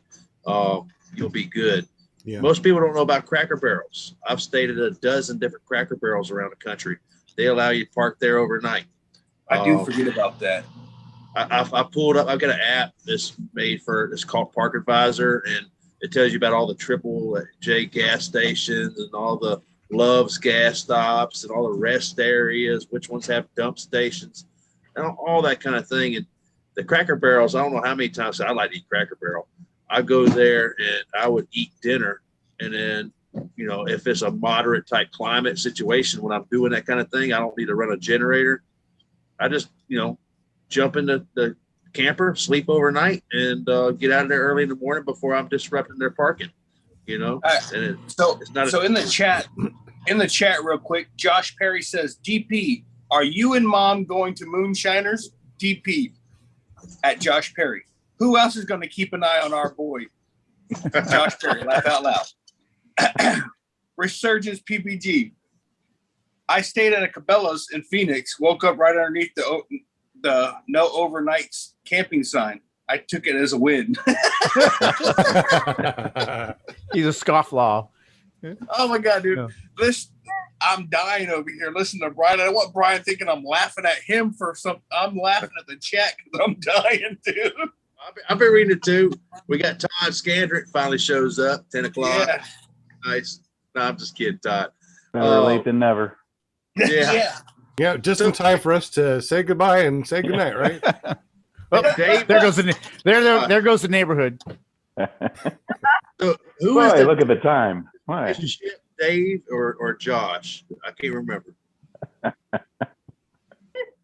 What is it, David Perry? Which one's the father in this relationship? Oh, I'm the father. You're Yeah, the father. I'm the old part. Yeah. All Hey, right. wait, who was saying something about me? Hey, he's probably older than you too, isn't he? That's kind of backwards. No, I'm 52. I'm definitely older than him. There's no way you're 52, man. I'm pretty sure there is. Really? I'm 52 also. Yeah. We're Twinkies. Yeah. Yeah. Josh is the young techie. He's the son. Yeah. Yeah. He's the one I call. I can't get my internet working, son. Help me out here. I can't log into PPG Zone. Help me. What's my password? It is password 123. Yeah. Yeah, password. Oh, 123. John. Hey, John Wayne. Yeah. You're the truck driver, right? No. Who is the truck driver? Don't know. Is it Bill? Is it Bill H? No, Bill H does sign work. My buddy Scott Shamka, that he was in my SIV class with Brook. His nickname was Paratrucker. He drove trucks for a long time. He had a foot launch unit that he would disassemble and put in his back seat. He also traveled the country with a parakeet in the cab, and he would go to all these different truck stops, get his motor out and fly. He literally went to El Paso, I think, and flew. It was pretty close to the damn border, flying across to Mexico. We told him you might not want to do that. Hey, Brian, what was the campground app that you use? Mark Elroy wants to know. Yeah, Park Advisor is one that I've used. It's definitely not perfect, and there's a bunch more out there, but it's really good if you're traveling. If you want to see where the next rest area is going to be on the interstate you're traveling on, or that kind of thing. I've used it so many times to find a place to camp overnight. But there's a bunch of them out there. All right, cool. Park Advisor. Stop asking, Mark. He's asked 6 times already. Jesus. Oh, freaking Elroy. Yeah, so if you're at Endless Foot Drag and you saw a flatbed trailer out there and you did any kind of foot dragging or wheel dragging or anything kind of like JP Tulo or TikTok Star, that was Scott. He was generous enough to bring a flatbed truck to a paramotor fly in and disconnect it so everybody can land on it. That's pretty cool. Real cool. It was awesome. Wish I was able to do that, but I'm not. And it's 5 minutes until my wife calls me and tells me to go to bed. So how about we wind everything down and get ready to head on oot and a boot. So let's go ahead and go through everybody, let everybody know where they can find you. Let's start with Brian Haybale Waller. How do we get up with you? And I appreciate you being our guest tonight. How do we get up with you and learn more about your Trike Transition? Sure. So you can look me up on YouTube. By the easiest way is to go to my website, ppgbrian.com. It takes me to my YouTube page. You can check out some of the videos. I'm on Facebook. I'm not super famous on TikTok like some of my other co-hosts, but I know that's right. Well, I got into paramotors a year and a half ago, and I've met some incredible people. I made a lot of friends along the way, and I've had a lot of fun. And if you're thinking about getting the paramotors, stop thinking to do it. I agree 100%. Stop thinking about it. Get out there and do it. We also have Never Trust a Skinny Chef Shane. Matter of fact, he's going to be having a show tomorrow night. That's pretty famous. It's really getting famous. So Shane, tell us a little bit about your show and how do we get to it? We are doing on 8 o'clock Eastern time at ppgshane.com. You can find us hanging out, talking about whatever. We jump all over the place. It's literally like hanging around a campfire. We just sit around, talk about whatever pops up. If there's a serious matter, we talk about that for a very short time. And then we go to jokes, like the name of my dog and what he's sitting on and what he's not supposed to be on. Yeah, we just have a good time. We make fun of each other, make fun of people in the chat. People in the chat make fun of us. And it's just a good time. It's not serious, and I think that's why it's actually taken it's gaining ground, if you will, because not that being serious is wrong, but every now and then we just need to be goofy and have fun and not be serious. And I think, honestly, I get messages all the time about how they like the show because it's not a serious situation. We're just goofing off and having fun, and we all do that and we all enjoy it. So why not do it and watch people on YouTube? So you can also find me on TikTok at ppgshane.com. I just started. I only have, actually, Sean, I got a really good TikTok on there. My buddy with the pellet smoker. I want you to know he's a police officer and screams like a girl. Just so you know. I saw it. I saw it. It's the snake. It's awesome. But yeah, that's what tomorrow night is, 8 o'clock Central. Show up and let's have fun. Let's hang out. And that's over at ppgshane.com, and they can subscribe to your channel and hit that bell notification so they know when you go live. That's 8 o'clock Eastern, 8 o'clock Central. Did I say Central? 8 o'clock Eastern. Where do I live? Yeah. Oh, yeah, on the east side. So what time is that Central? 7 o'clock. 4 o'clock, 6 o'clock, something, I don't know. Brian, don't you mess with me. Don't you mess with me. Depends on daylight savings time. You know? Or if you live in Arizona. Yeah. That's like 2 hours different. And we'll definitely be there tomorrow. So thank you, Mr. Shane. We also got Linda Anderson. You can find her at paramomusa.com.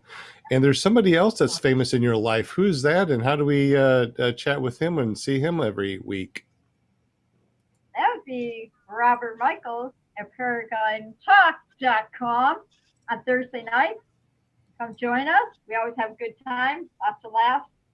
Anything goes, you know. Just gotta jump on the show and see what's going on. Yeah, we missed him last week. What happened?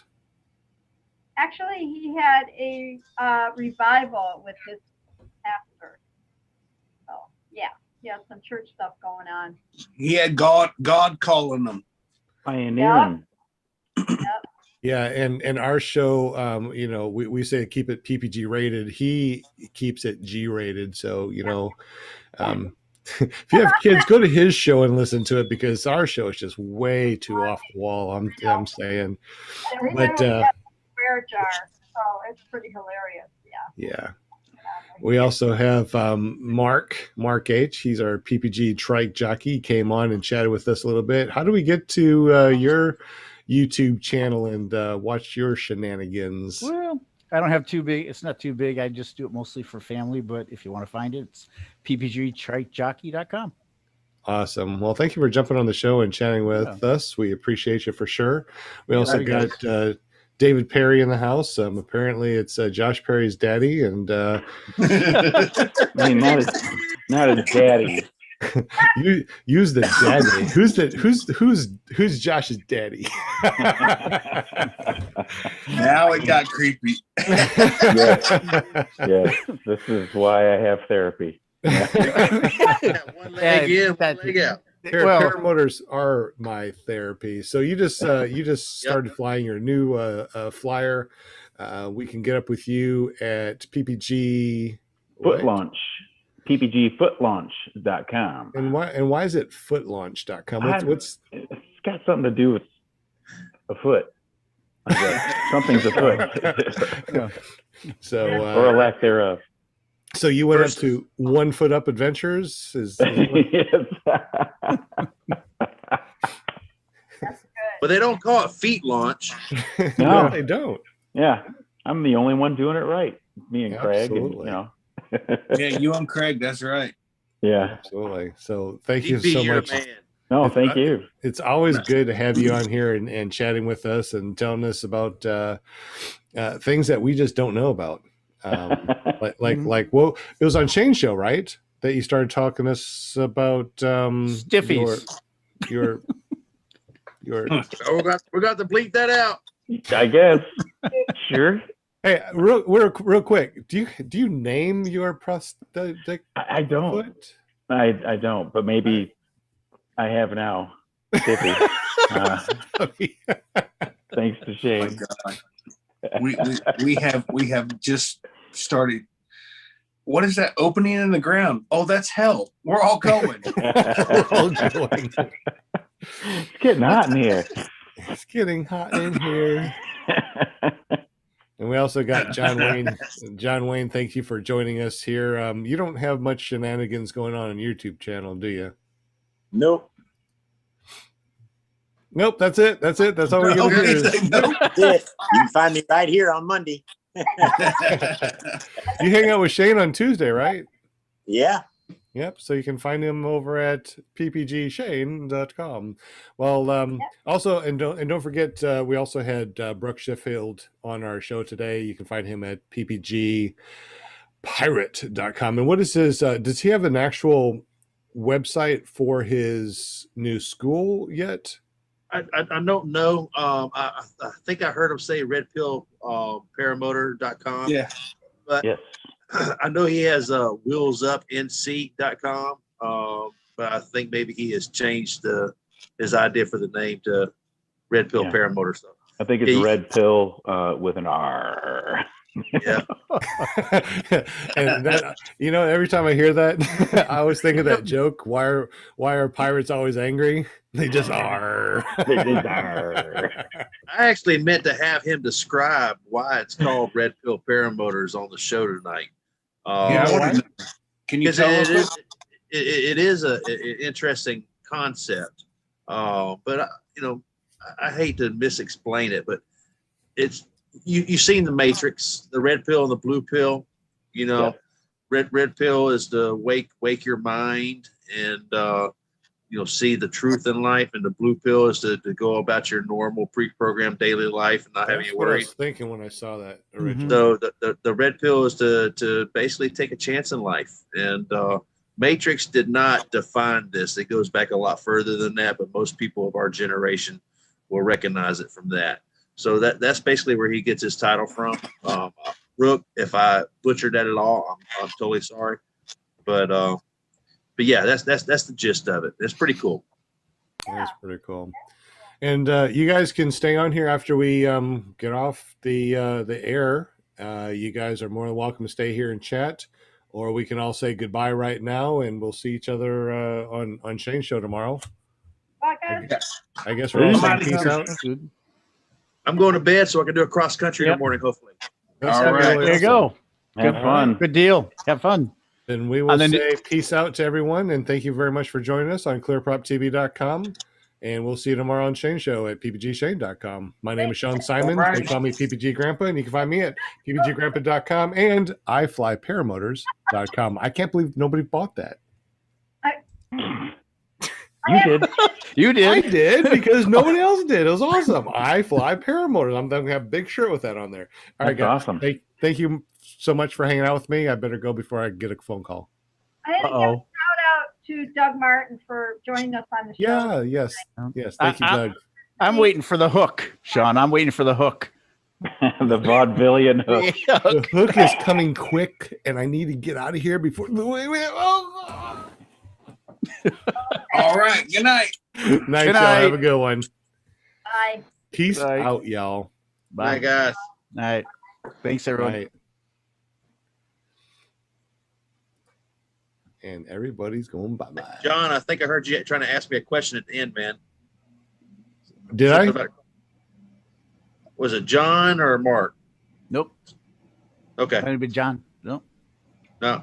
Thought somebody's trying to ask me something about my cross country, man. I heard my name a couple times. Oh, Sorry. Maybe. Are you using your trike for your cross country? Yeah. So I can take off with a full tank of gas. Absolutely. Bonus. Yeah. All right. Yeah, and don't have to worry about that wet wing launch in the morning time with the Trike either. Yep. Stay safe. Yeah, appreciate it, Definitely guys. safe. I can't wait to see the video. Yeah. Absolutely, man. Bye, Stay everyone. tuned. Bye. All right, peace out, y'all. Peace. Peace. Deuces. Deuces, but not in